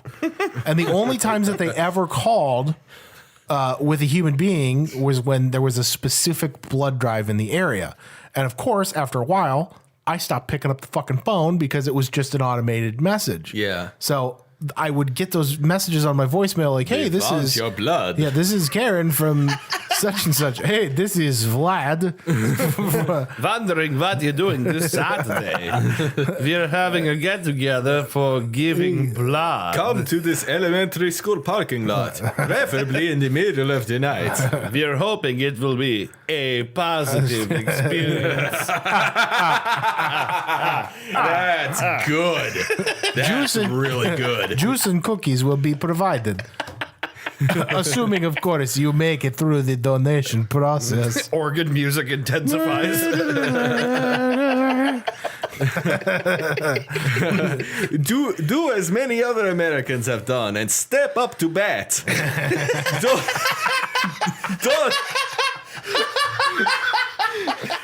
Step up to bat.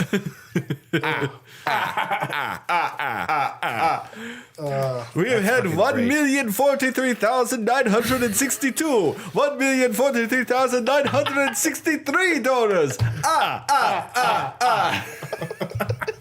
You get there and it's actually just some Russian guy with a blood truck, and he's like, "All right, here we go," and he just takes your blood normally. Yeah, right. Would you like some cookies? He's got like a wheelbarrow full of blood, and he just gives you a good poke, and it just leaks into the wheelbarrow. Maybe some Baltica to replenish your protein.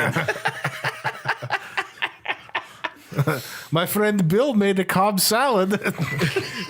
he's just over there squatting in the corner smoking a cigarette. How you doing? Dobra, пожалуйста. What the fuck's up?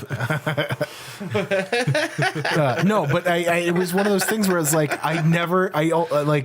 I would get these calls, and most of them were automated, and then I would get that call from somebody who was doing a specific drive, and I'd go fuck, and then I'd start listening to the calls again. Yeah. And it would be automated. I'd get like months of that. And I happened to I was like leaving work one day, and I happened to catch a call, and it was a human being, and I was like, thank God. And instead of like just being like rationally like, hey, can you please take me off your list? I just fucking was like, can you stop calling me, please? Yeah. And the guy was like, whoa, man, all right. So I was like, and then I gotta fucking say I'm sorry. You know what I mean? Like, it's like this dude. It's not this dude's fault. Well, see, but you didn't cuss at him. I did not. That's the thing. No. I'll tell you one thing. I tried to donate to the Red Cross, right? And they measured my blood pressure, and it was pretty high. And I know I was freaking out. I was really nervous. So they said, okay, well, some people have that whole white coat thing where the minute they go, when you go to the doctor, you get nervous, so your blood pressure goes up or whatever. Yeah, but blood pressure is also naturally high for people who drink regularly, like us. right, So right. Yeah, there's that. But either way, basically, they wouldn't take my blood. They said, okay, well, it's too high. We can't take it. So I didn't even donate blood. And I still am getting calls and emails. God. They didn't even get my blood once. And they're on my ass For your blood, for my blood. which you can't donate. Right, which I can't give to them. Here's the thing, and a lot of people don't know this, but the American Red Cross sells their blood. So when you donate to the Red Cross, they take it to hospitals, clinics, Vampires. Just thirsty dudes Right. around the nation. Yeah, people in Transylvania and Meals on wheels. Ukraine. Fetishists. Yeah, fetishists. The regular modern folks. artists. Elon Musk And Richard Branson. and Richard Branson. Richard Branson, yes. Yeah. No, they sell their blood. So you can just skip the middleman. And if you want to be really nice, you can just go to your local hospital and donate blood. They will take your blood, and it doesn't cost them anything because they don't have to pay it from these fucking blood peddlers. Is this for real? This is for real. Yeah, the American Red Cross sells their blood. Go to your hospital and donate You blood. can go to your hospital and donate straight. You fucking kidding me? I'm right not now? fucking kidding you right But now. can I get blood? Yes. You could What is certainly the ask. procedure to? Do I need to explain why? Must I have a reason for acquiring blood? I'm making blood pie. Making blood pudding. I'm making a kishka. Speaking of It's round, it's firm, it's Tightly fully packed, and it was hanging on this it's rack. hanging on a rack. speaking of bullshit, I can't remember the exact numbers, but printer toner is orders of magnitude more expensive than human blood. I believe Really? Really? that. I believe Wow. that. There are a couple of reasons for that. For one thing, manufacturers manufacture toner cartridges in their own proprietary formats. You can't put a compact toner cartridge into an HP printer, for instance. Right. You got to buy their own proprietary format so they can charge however the fuck much they want for it. Yeah, right. Price to demand. Right, price to demand and slim competition, very slim competition. Yeah. The price of human blood ends up being much lower than that. My estimate is that printer toner is about 5 times more expensive than human blood. Wow. I would have to look that up. It might be more, it might be less. Yeah. But that's a true fact. Toner is more expensive than blood. Yeah. So how much would it cost, say, to fill a bathtub of human blood and lay down in it? That's a good question. I'm asking for a friend. How much would it cost to say dig a hole 200 feet into the earth and then fill it with human blood? And then just kind of like get dropped in it head first. Right. And then then someone drops a rock in behind me and it just presses me down into the bottom of the 200-foot hole. Right. Surrounded by the blood. Just a hypothetical. Yeah, I just I'm making a pudding. Okay, so I went and looked this up. I call it blood tank, by the way. I went and looked You this. might be onto something there. Listen, blood tank. Could you put a blood tank into the nightmare tube? You You wouldn't want to do that. no. Looks like a crazy. Two I have separate a lot of experiences. money though. Money, you say? I mean, Yeah. if you really want to, you could take the nightmare tube down to the blood tank level. Like waist deep in blood. The blood tank level. Yeah. There's a level specifically for the blood tank. Yeah. It's like right next to the cum-o-rama. It's like a water table, but for blood. And so when you go down deep enough in the nightmare tube, blood starts seeping in Yeah. to Right. the nightmare tube. and it just you said it gets like waist deep or whatever. Yeah, like waist deep. Okay. I'd like my dick coated in blood. And So- don't even get me started on the piss funnel. Yeah. Well, that's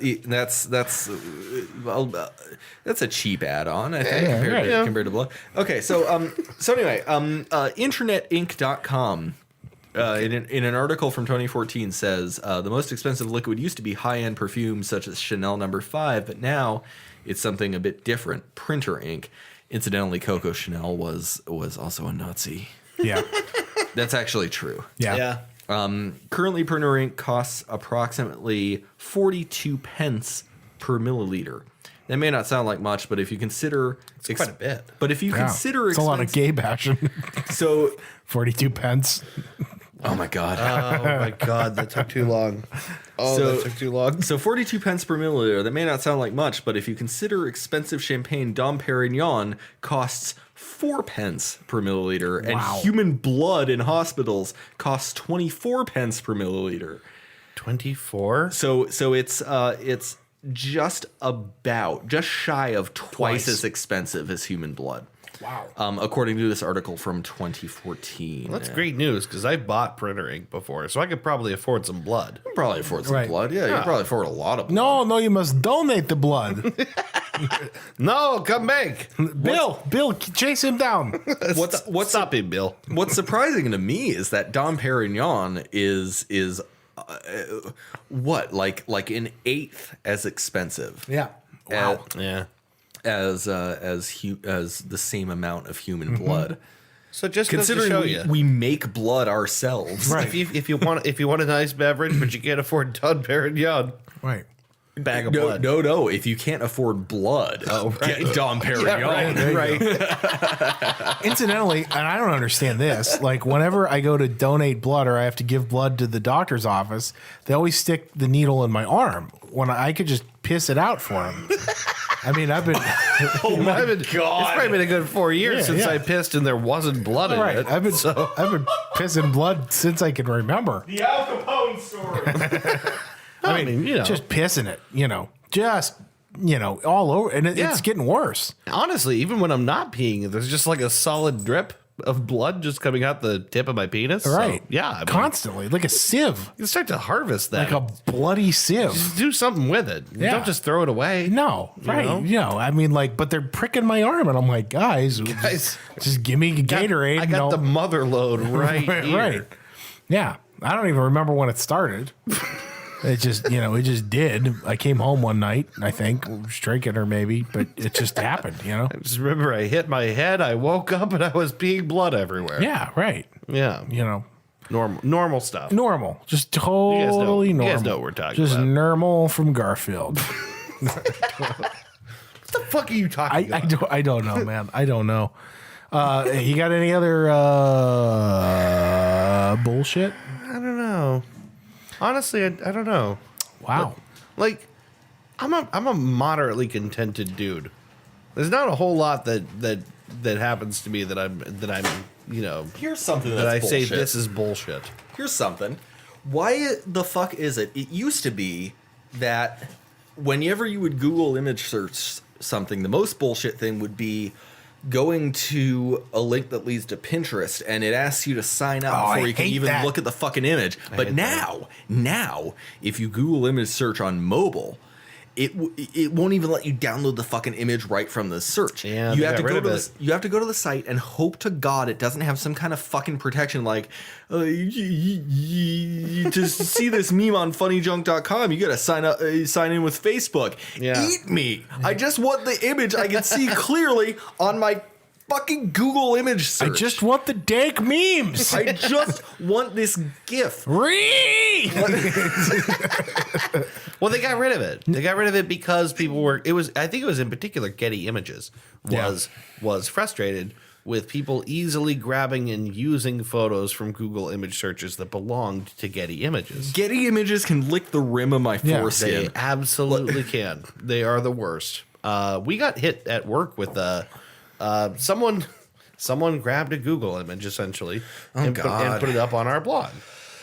They weren't paying attention. That was that person's mistake. We got hit for about $1,000 Jesus Christ. that we owed to Getty Images. $1,000. Yeah, right. And it's like fucking eat me. And it's like no picture of a cowboy riding a horse is worth $1,000. Not even if it was a painting of that cowboy on that horse would I feel comfortable paying $1,000. It's just ridiculous. Yeah. That's that makes me so mad. So that's why that went away. It's Getty Images got their way, Fucking money itself is bullshit.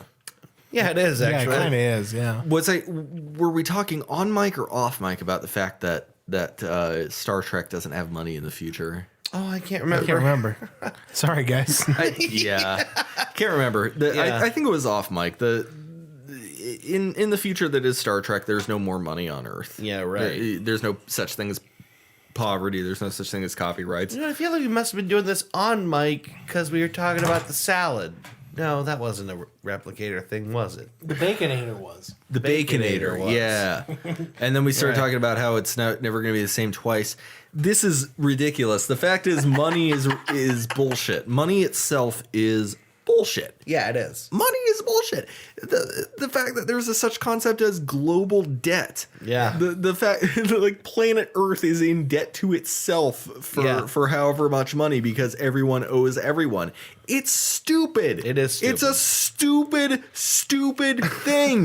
When we get past money, we will grow as a species. The stupidest thing to me. Also, when our brains are located in the centers of our bodies, then we'll grow biologically as a species because that is the most efficient. Also, I'm sorry, what? The fact that our brain, the center of our nervous system, is located at the top of our body is inefficient. It should be located right in the middle And for efficient communication. meat box in the middle. and I want to make sure I'm understanding you here. You want a weird brain belly? We No, should, brain sternum, you idiot. we'll be the sooner we Dipshit. all evolve into Krang from Teenage Mutant Ninja Turtles, the better off our bodies will be. right.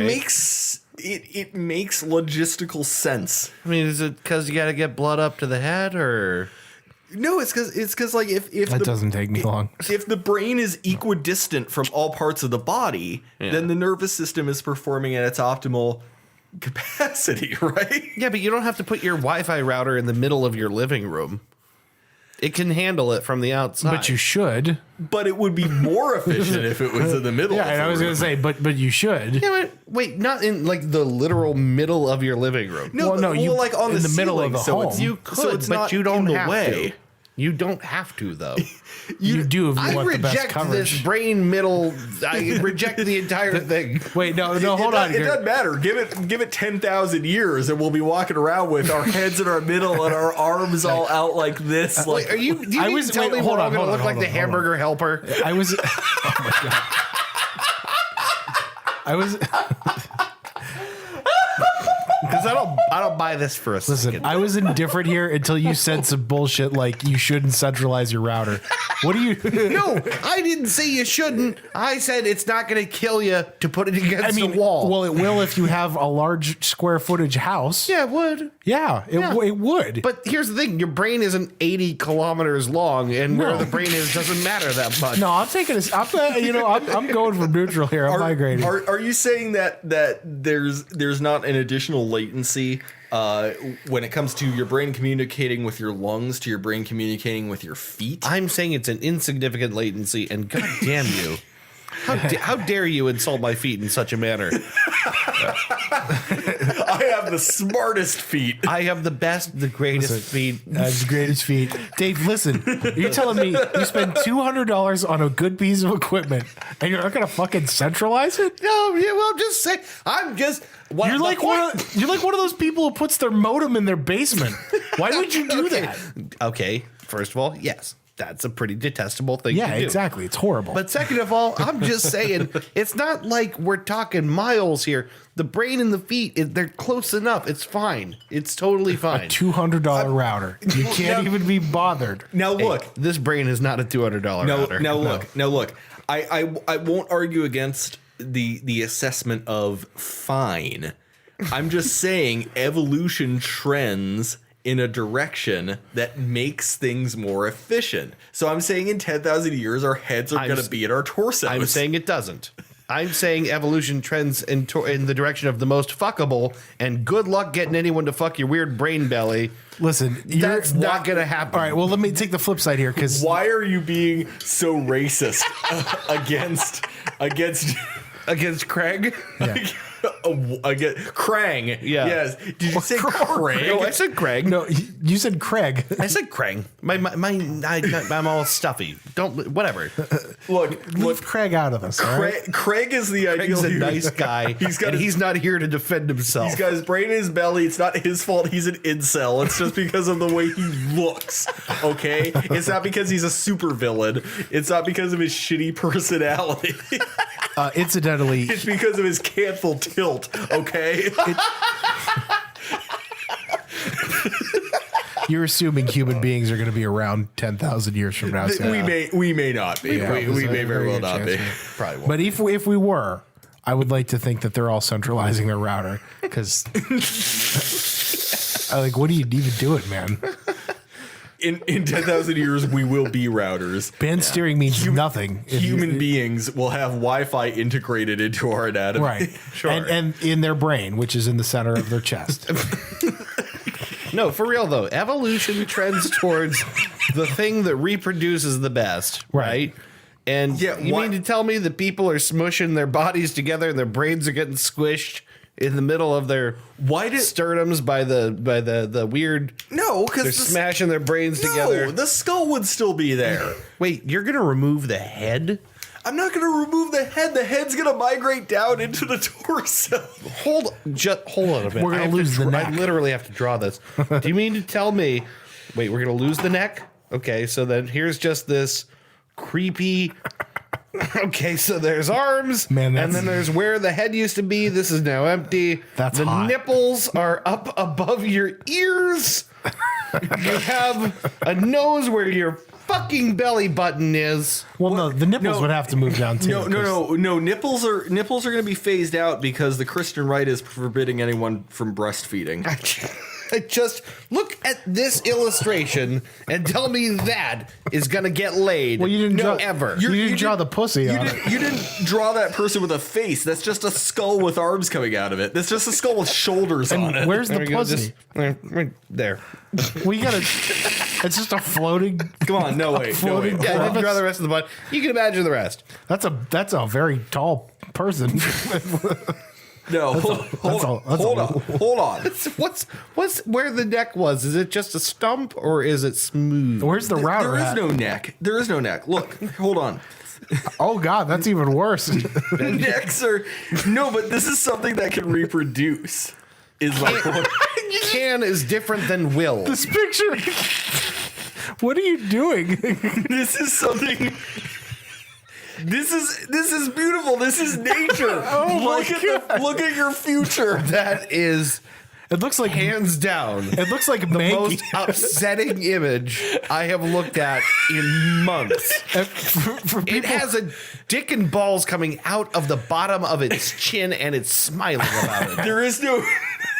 for people who don't know, Google a picture of the Pokemon Primeape and then just put a dick underneath it. And then give him Bruce Campbell's face. And you've got what I've drawn. I cannot envision that ever working out for humanity. This is your future, David. You know, this topic was about bullshit. It's your, that's bullshit. No, That's bullshit. It's evolution. I mean, does it get good you- Wi-Fi coverage? Are though? you saying evolution is bullshit? Do you believe in the young Earth theory? Come on, Ken Ham. I'm saying not only do I already think God is dead, but that proves it. Look at That it. abomination, fucking nightmare of a creature. He's like, I'm gonna get you. He's in mating mode, obviously. It was intended to communicate the idea that he can reproduce and wants to reproduce. Just right under his chin. That is the down to fuck. that is the intelligent design of John Carpenter. That is if John Carpenter was an evil, malevolent god. John Carpenter is an evil, malevolent god. That's what the Earth would be crawling with. That's a thing monster. I hate it. I think maybe we should take our break here. Yeah, I think it's probably. I think it's maybe time to. Yeah, let's do that. Oh man, I'm hungry. You guys hungry? Yeah, I'm always hungry. Not particularly, but if you guys are hungry, by all means, Yeah, I'm always indulge. Can we get? Put that into your torso stomach. That will soon be occupied by your face. Incidentally, because this thing is just a head with arms and legs coming out of it and a penis, organs have to be compacted. So, like, as you eat, you digest and shit in like yeah, we have instant. no idea where that thing's asshole is. It- haven't well, on the been back of the talking head. about It's on the back of it, obviously. Okay, but Like, where are its lungs? They're very compact. They're in there. They're like where the salivary glands are now. They'll just expand out under the jaw every time you breathe. No, but because the digestive system has to be so compact, it digests in like a matter of seconds. So you take a bite, you shit, just kind of wherever. So acid reflux is terrible for this creature. Acid reflux is a fatal illness for this creature. It just No doesn't more make pizza. sense. You have to eat with the mouth. Then it funnels the food up to the stomach. Then it drops it back off out the asshole. Well, the stomach. But It has to fight gravity to get digested and then come back down to be shit out. Yeah, but your colon muscles though, that just fly. You 10,000 years from now, your colon is going to be buff as fuck. So what? The thing's digestive tract is like a giraffe's like blood vessels where it just pumps it Yes. up somehow. Yes, exactly. Yeah, it's called peristalsis. We do this already. Or with our like bodies. Lexington Steele's When we penis, vomit. just pulsing. I hate the future. I all right, no let's longer care for the future. Let's take a break here. Yeah, let's take a break. We'll be back in a minute Yep, with recommendations and what we learned. smoking and drinking. My recommendation is to put your head in the center of your torso. All right, see you in a minute.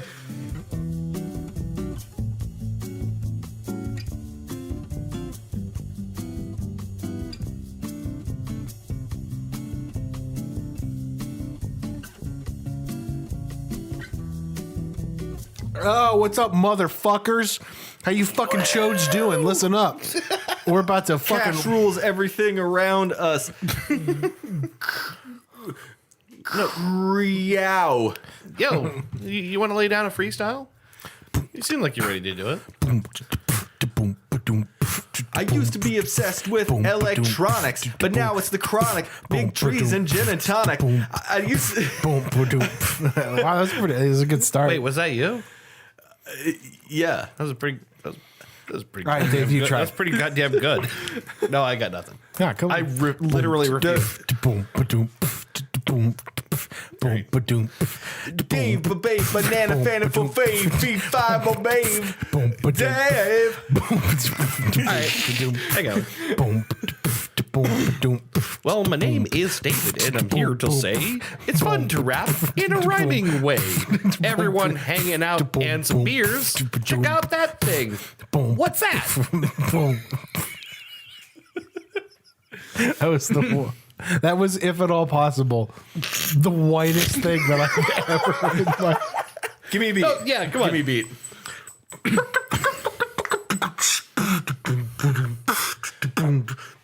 When Beatles fight these battles in a bottle with their paddles, and the bottle's on a poodle, and a poodle's eating noodles, we call this a beetle bottle, beetle boodle noodle, beetle bottle battle, motherfucker! I couldn't keep it up. That's my favorite Tom Christmas book. Chris, we got to get one from you, obviously. Oh God, that's. All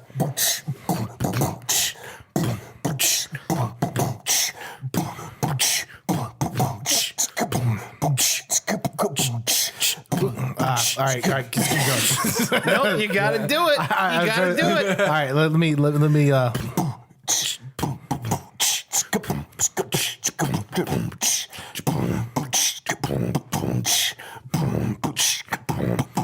Oh, hickory dickory dock. The mouse went up my cock and it licked that motherfucker till it went dry. That mouse went up my cock, and he licked it, Licked that dry? motherfucker till it. I didn't have anything to rhyme with cock. Because I could not stop for death, he kindly stopped for me. The carriage held by just ourselves, and immortality! An immortality! This is bad, right? This is horrible. This is bad. Anyone want to try another one? Ben, I feel like you have the best chance of making it like multiple verses. You know, that was a rhyme I wrote a long time ago that didn't go anywhere. It was No, Chris, would you give him a beat, please? I can't remember all of them. Shit.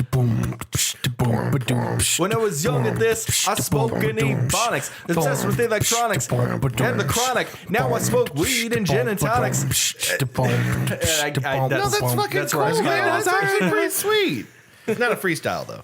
It's not a freestyle. It's pre-written. But it is pretty fucking good, actually. Eeny, meeny, miny, mo.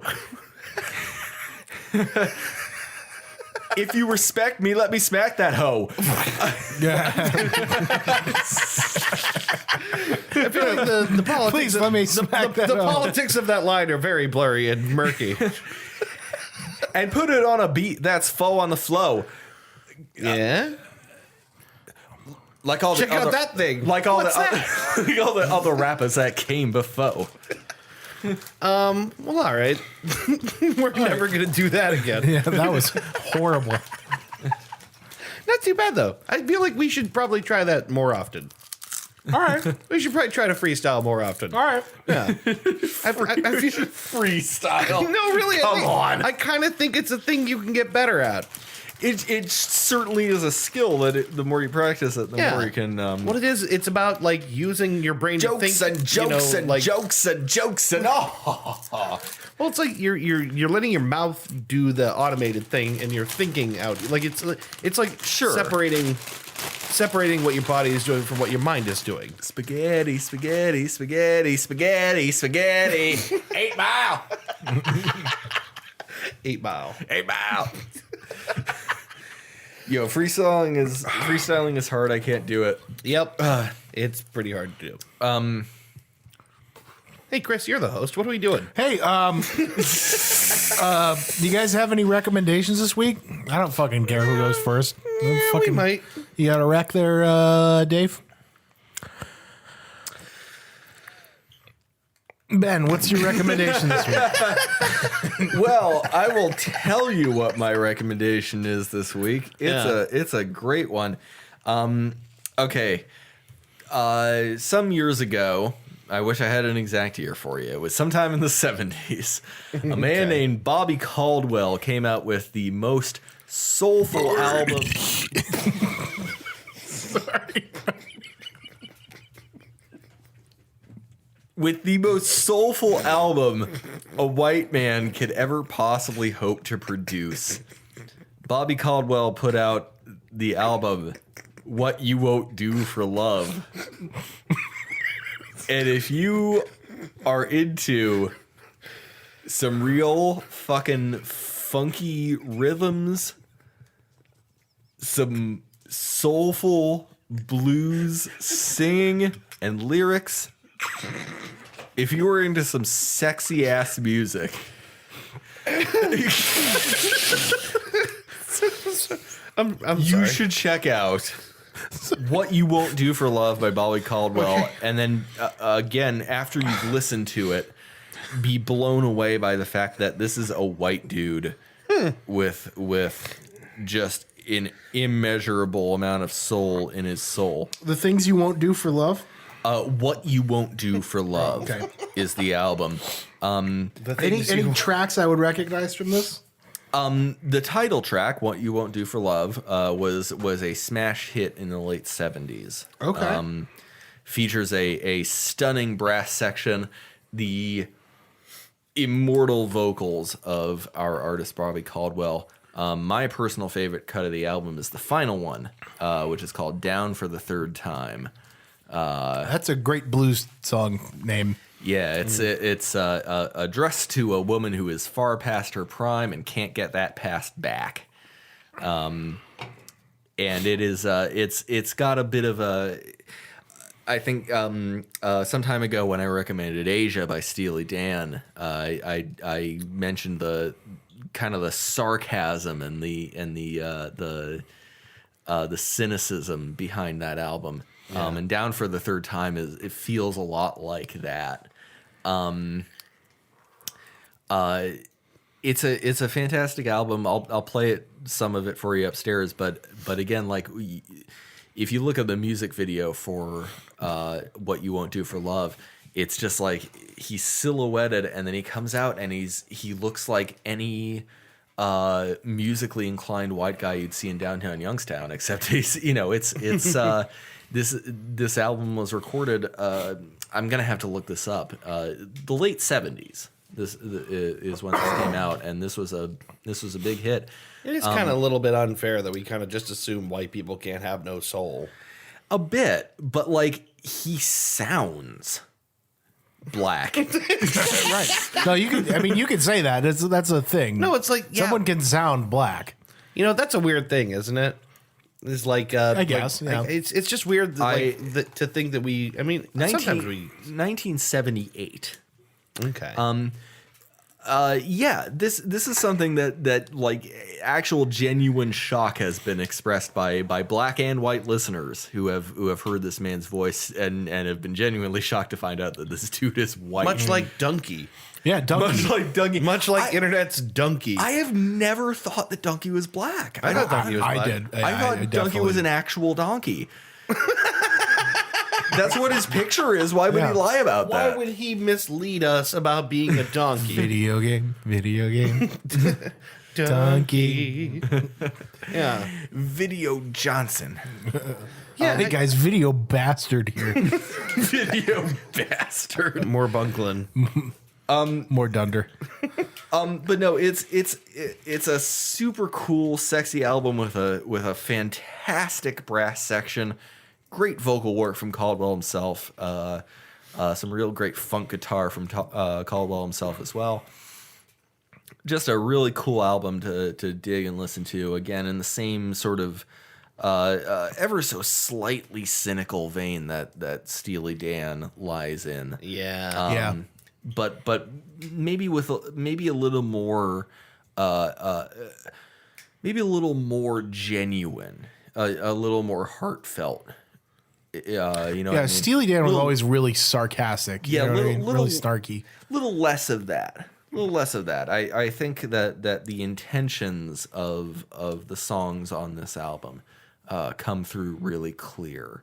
And ultimately there's some really good funk pop songs about love and making it. Nice. How you manufacture love. Yeah. No. How does one? I know what you're talking about. P in V. That straight up penis in Right. foreskin love. Chin Or what was it? vagina into What's chin dick into chin vagina. what's that line for the Rick and Morty? It's the That's that docking kind of love. Yeah, that's right. Just penis in the foreskin kind of love. oh my god, have you ever been peed on? Oh my god, yum. Everybody fuck off. I need Morty. That's the best part. He just drags him away. Yeah. Bobby Caldwell, What You Won't Do for Love. I will definitely check that out. Super funky, super cool. I'm gonna play you guys the music video when we go upstairs because it's super cool. Nice. It's I one dig of the that. it's one of the coolest things you'll Nice. see all month. I have two follow-up follow-ups here to go through. The first one is this is one you made a long time ago. I started watching the Ken Burns documentary on Vietnam. Did you? Yeah, it's very good.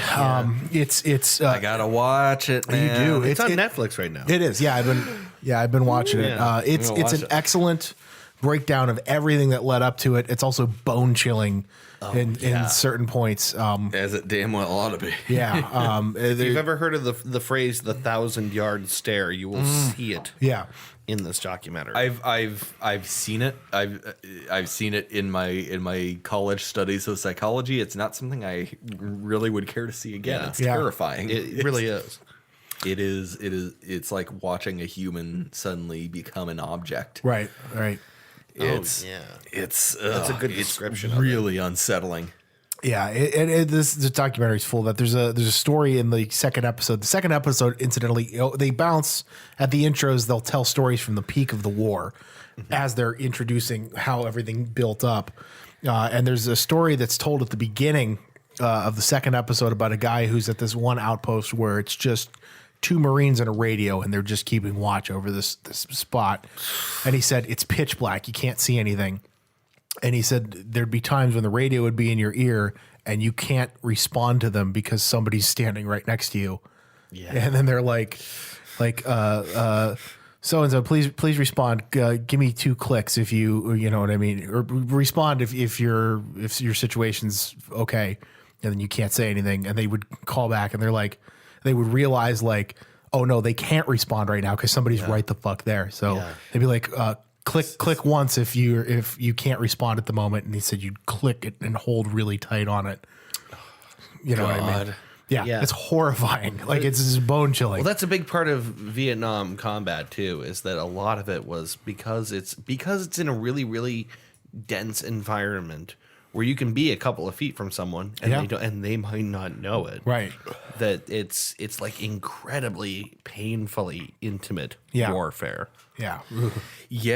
Yeah, you're absolutely right. Much unlike say like so take for example like the storming of like Normandy Beach where it's like Sure, it's brutal, it's war, but you're not going to see those guys in the bunkers. Yeah, you're not going to get 2 feet from someone and they might not notice it.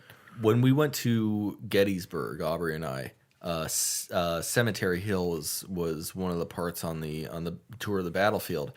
Cemetery Ridge is just to the south of that, and the entire charge of Cemetery Ridge took place with infantry and cavalry that were being fired at by cannons. And that was an unsuccessful charge. Mm-hmm. Those men never saw the cannoneers, the artillerymen who were firing at them. Yeah, the distance that warfare creates is so it's scary because when you get that distance, the enemy is dehumanized. Yeah. So I can't imagine how terrifying it must be to be like, right there in an environment that humanizes your enemy. Yeah. When you suddenly realize you're face to face with him. Mm-hmm. Eyeball to eyeball. That's fucking combat. Yeah, but no, I just wanted to briefly follow up on that. I'm not anywhere near finished with it, but I'm into episode 3 right now. So yeah, very good. Actually, I'm glad you mentioned it because I've been wanting to rewatch it because when it was on PBS and like while they were still running it and for a little bit outside of that window, they were making it freely available. Yeah. On the website, on PBS's website, and then it kind of went away. Yeah. So now that it's back on Netflix, is a really good time to rewatch it. And I kind of feel like you need to watch it a few times. Yeah. Sure. Yeah. Yeah, but check that one out. A second recommendation, we played it together the other day. I started playing Stardew Valley. I bit the bullet. I got it. A lot of fun. Welcome to hell. Yeah, right. Yes. Yeah. This is like Farmville Gotta get Plus. that fucking maple syrup, That's son. right. So yeah, really worth it. Worth the $15. I posit to you guys a choice of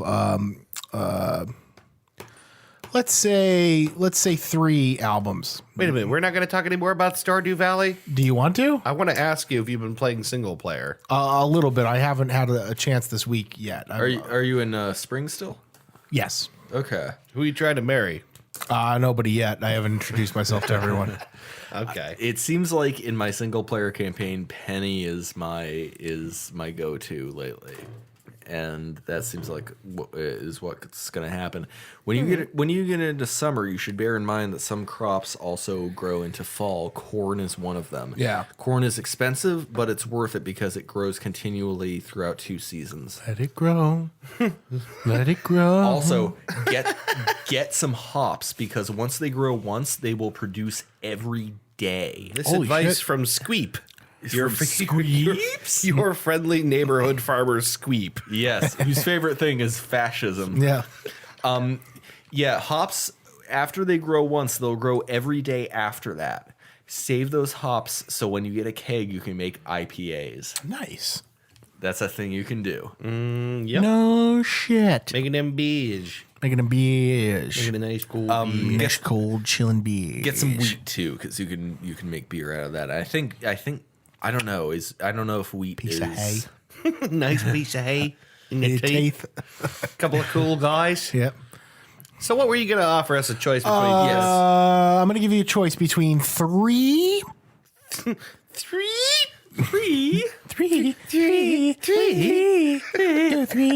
between 3 pieces of music. I don't want to call them albums because one of them is a greatest hits record that I'm going to recommend. Okay. One of them would be a complete discography, like a full set. And one of them is a catchy ringtone. And one of them is an actual album. The actual album is a rap album. The greatest hits is a 70s singer-songwriter greatest hits compilation. And the complete discography is a hardcore punk discography. So I leave the choice to you, gentlemen. After seeing Fall Out Boy with Aubrey, I'm kind of in the mood for the hardcore punk. But You know what? But- Let's go with that. But the thing is, this is going in with the knowledge that there's no way I'm going to listen to an entire discography. You might, because this is hardcore punk and all the songs are like a minute and a half long. True. Yeah. So, no, when I say complete discography, I mean it's 30 songs and the record's 45 minutes long. Well, let's do that. Okay. I like that. Let's do it. All right. So one of my favorite bands of all time is a band called Minor Threat. Ian MacKaye, the lead singer of Minor Threat, Dave, you might know as the also lead singer of Fugazi, Yep. which Hillary Clinton is deeply involved in. What did she know about What Fugazi? did she do? She was sitting in the waiting room the whole time. Congress had many hearings about what she knew about Fugazi, She doesn't and need we to- still don't know. Okay, I get She it. doesn't need to repeat herself. Maybe the emails. She's had 13 songs about this. I'm sorry. Oh my god. Actually, No. Huffington Post gets credit for that joke. Yeah. That is their joke. It's a great joke. What did Hillary Clinton know about Fugazi? Yeah. Did she I pay her get $5 to get in?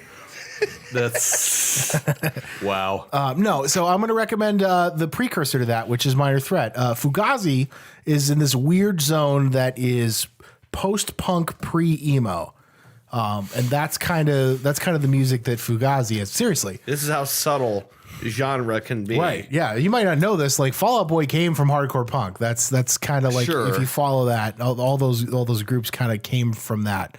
So it's proto emo kind of is what Fugazi is. But Minor Threat is in full 80s hardcore mode. Hardcore punk was like a small sect of the punk rock era between 1980 and 1984. That's like this little bubble in time that where gosh. Reagan's in, and kind of what killed hardcore punk is Reagan getting reelected, honestly. But it's this little bubble in time, and this is where we get bands like the Bad Brains, Oh, okay. the Descendants, I get okay. Dead Kennedys. You know what I mean? I'm getting it now. Yeah. So Minor Threat on the Mount Rushmore of hardcore punk, you have I would say Black Flag, the Bad Brains, SSD Control, and Minor Threat. solid state drive control. Exactly. You could probably throw Millions of Dead Cops up there too. MDC. God, What a great the great best. punk name. the best name for any punk band. Millions of Dead Cops. Millions of dead cops. I have Puma men. I have the first MDC album on vinyl, and it's a clear red vinyl. It's the That's so coolest fucking fucking thing cool. ever.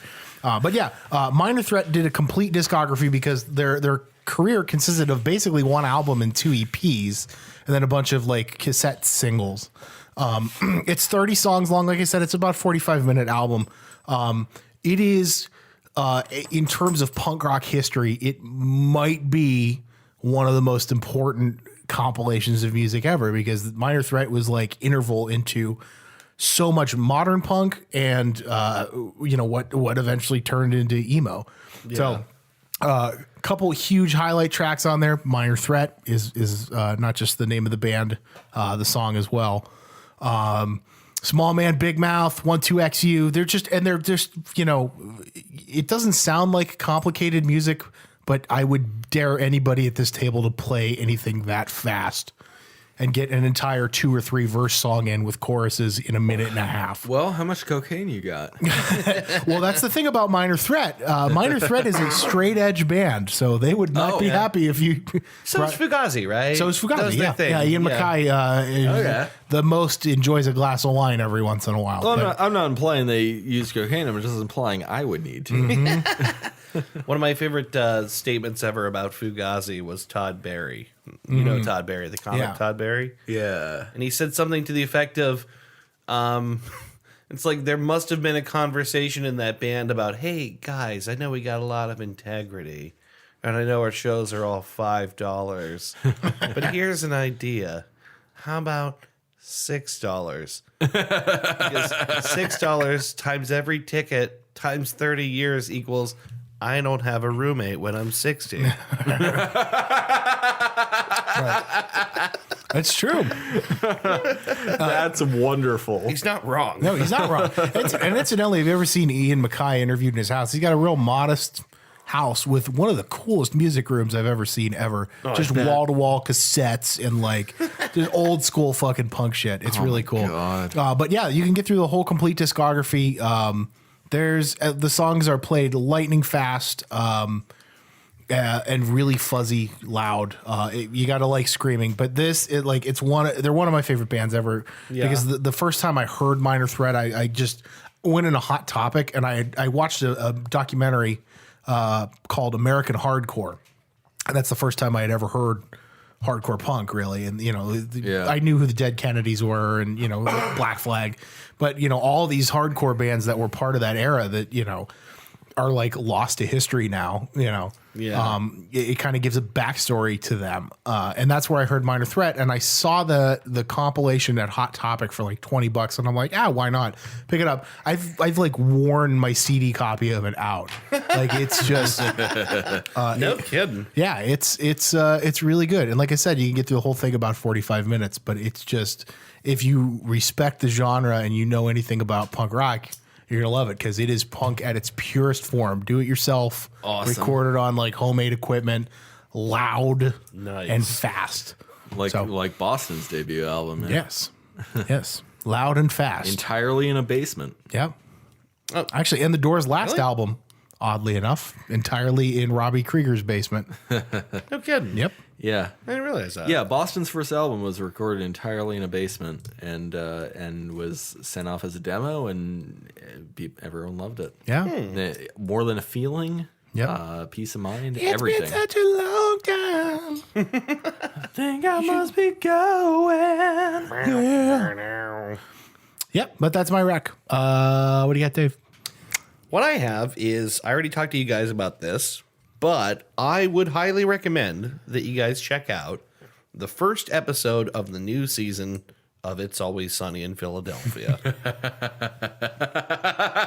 I cannot tell you how fucking funny it was. The preview was hilarious. Yeah, so let me talk a little bit about the problem that has been facing It's Always Sunny. They've been talking now for they just had their first episode, but for months they've been talking about the fact that Glenn Howerton, the guy that plays Dennis, and a co-creator and co-writer of the show, wasn't coming back. Yeah. Right. Because he's been working on his own show. I am blanking on the name. I think it's AP Bio, actually. Oh, actually, it's really good. Is it good? AP Bio is actually really funny. That's great to know, It's actually. really, really, really funny. I was hoping it was. AP AP Bio. He's a writer who he's trying to get back at some guy some colleague of his. Yeah. So he goes to this biology course. He needs a job, and he enlists the help of the kids to help get back at him. AP Bio. Yeah. Okay. Right. It's really funny. It's really funny. So. That's good to know, guy. Honestly, like you hope if a guy leaves his Bread sort and of butter, yeah, right, that he's doing something good with it. Yeah, AP Bio's funny. It's worth a watch. So they've been talking about this for a long time. Like it's been this weird sort of like will he come back, won't he come back kind of thing. And that has been the dominant story of It's Always Sunny in its off season for like a long time. So you almost have this sort of like setup built into your head that whatever happens when they come back, they're going probably to be down a guy, and it's not going to be as funny, and it's going to be weird. You're going to be missing a core cast member, and shows often don't survive big shakeups when it comes to the cast. But I will tell you, the first episode of the 13th season is really, really good. It seems like the best decision they made was to not bring in a replacement character. It seems like they haven't done that. That's what killed 2.5 Men. Well, that's okay. So here's the deal. Actually, that very thing is kind of what the episode is about. Well, yeah, but you get what I'm saying. Yes, right, exactly. Well, like they didn't Like just, I know what you mean. Right. I don't want anyone else to know what you mean though, if they haven't seen it yet. Well, no. Beyond that, I know what you're thinking. I'll tease this because it's not a spoiler because it was all over the teasers for the season. Okay, That Dennis's character comes back as a sex doll that Mac brings into the room saying, guys, look, it's it's Dennis. It's a sex doll with an open, gaping mouth. That looks just like Glenn Howerton. Looks just like Glenn Howerton. Which is like none of the gang likes this. Clearly, it's only Mac. But the thing I was talking about, like the episode is about in a big way, is it a good idea to have someone replace a member of the gang? Because Mindy Kaling, formerly of The Office, plays someone who is now kind of a part of the gang. And has her own schemes, because the gang always has to have a scheme. Right. And adult Ed, and Eddie. Yeah, right. Exactly. And they're like torn between doing her scheme and also kind of trying to do what they've always done. And like, can they get on board with the new thing? Sure. Is kind of what the episode is about. Sure. It's really, really funny. It has a whole bunch of ridiculous visual gags. It further plays with Mac's self-image and like clearly low self-esteem of like always needing people's approval all the time. Right. I kind of think all the characters are at their best. There was a concern that when they did this, they wouldn't do the best possible version of the gang if they didn't have the whole gang. Right. That is as much as I want to say without spoiling some pretty big stuff that happens towards the end of the first episode of this season. Okay. I don't want to say any more on it. Please watch It's Always Sunny in Philadelphia, the season 13 premiere. It is super funny. I will try to find it. There's so much Always Sunny that I haven't watched yet. Yeah. I will tell you this. Right now, it's currently available if you don't have cable. There's like a free pass thing that FX does on its website where for like the first time you do it, you get like 1 hour of uninterrupted streaming of their content. I actually have FX now, so I was gonna say you probably have it. yeah. But you can find the first episode. It's really funny. I super recommend it. It is it's classic. It's classic. It's Always Sunny. Classic Sunny. It really is just as good as you hope it would be. Awesome. Yeah. All right. Well, did we learn anything today, gentlemen? Oh, we I did. absolutely did. I learned that Chris can't fit an entire speaker adapter up his dick hole. No, that's true. Try as he may. Though I tried. Try as he may. I wrote that Bill always whacking off in my Cobb salad. What a card. What a card. That Bill. I learned that there is such a thing as a Baconator replicator. Yeah, it's true. I learned the Coast Guard rules. Yeah. I learned that our real enemies are not Muslims, but Italians. Oh, whoa! What are you talking about here? We think I don't love America? You think I don't love America? You think I don't love a country? What do you think? What am I, some kind of Muslim or something? Never forget that one dude in the 2002 Spider-Man movie. You mess with one of us, you mess with all of us. I wrote down dead naming Yusuf Islam on 9/11. I wrote that goats are wily bastards, and in order to fuck them, you have to wine and dine them first. I wrote that hoagies shouldn't golf. I wrote 2018. It is if you say it is. I have here Pritter Toter is worth more than human blood except to a vampire. I wrote that Dave has the smartest feet. The best feet. The best of the best feet. The best I have feet. the best feet. Beautiful. They're beautiful. It's going to be it. The finest metatarsals. I wrote down that the future is horrifying and its dick is on its chin. No, I wrote that evolution is always progress. I wrote et goo brute. So Et goo brute. et goo brute.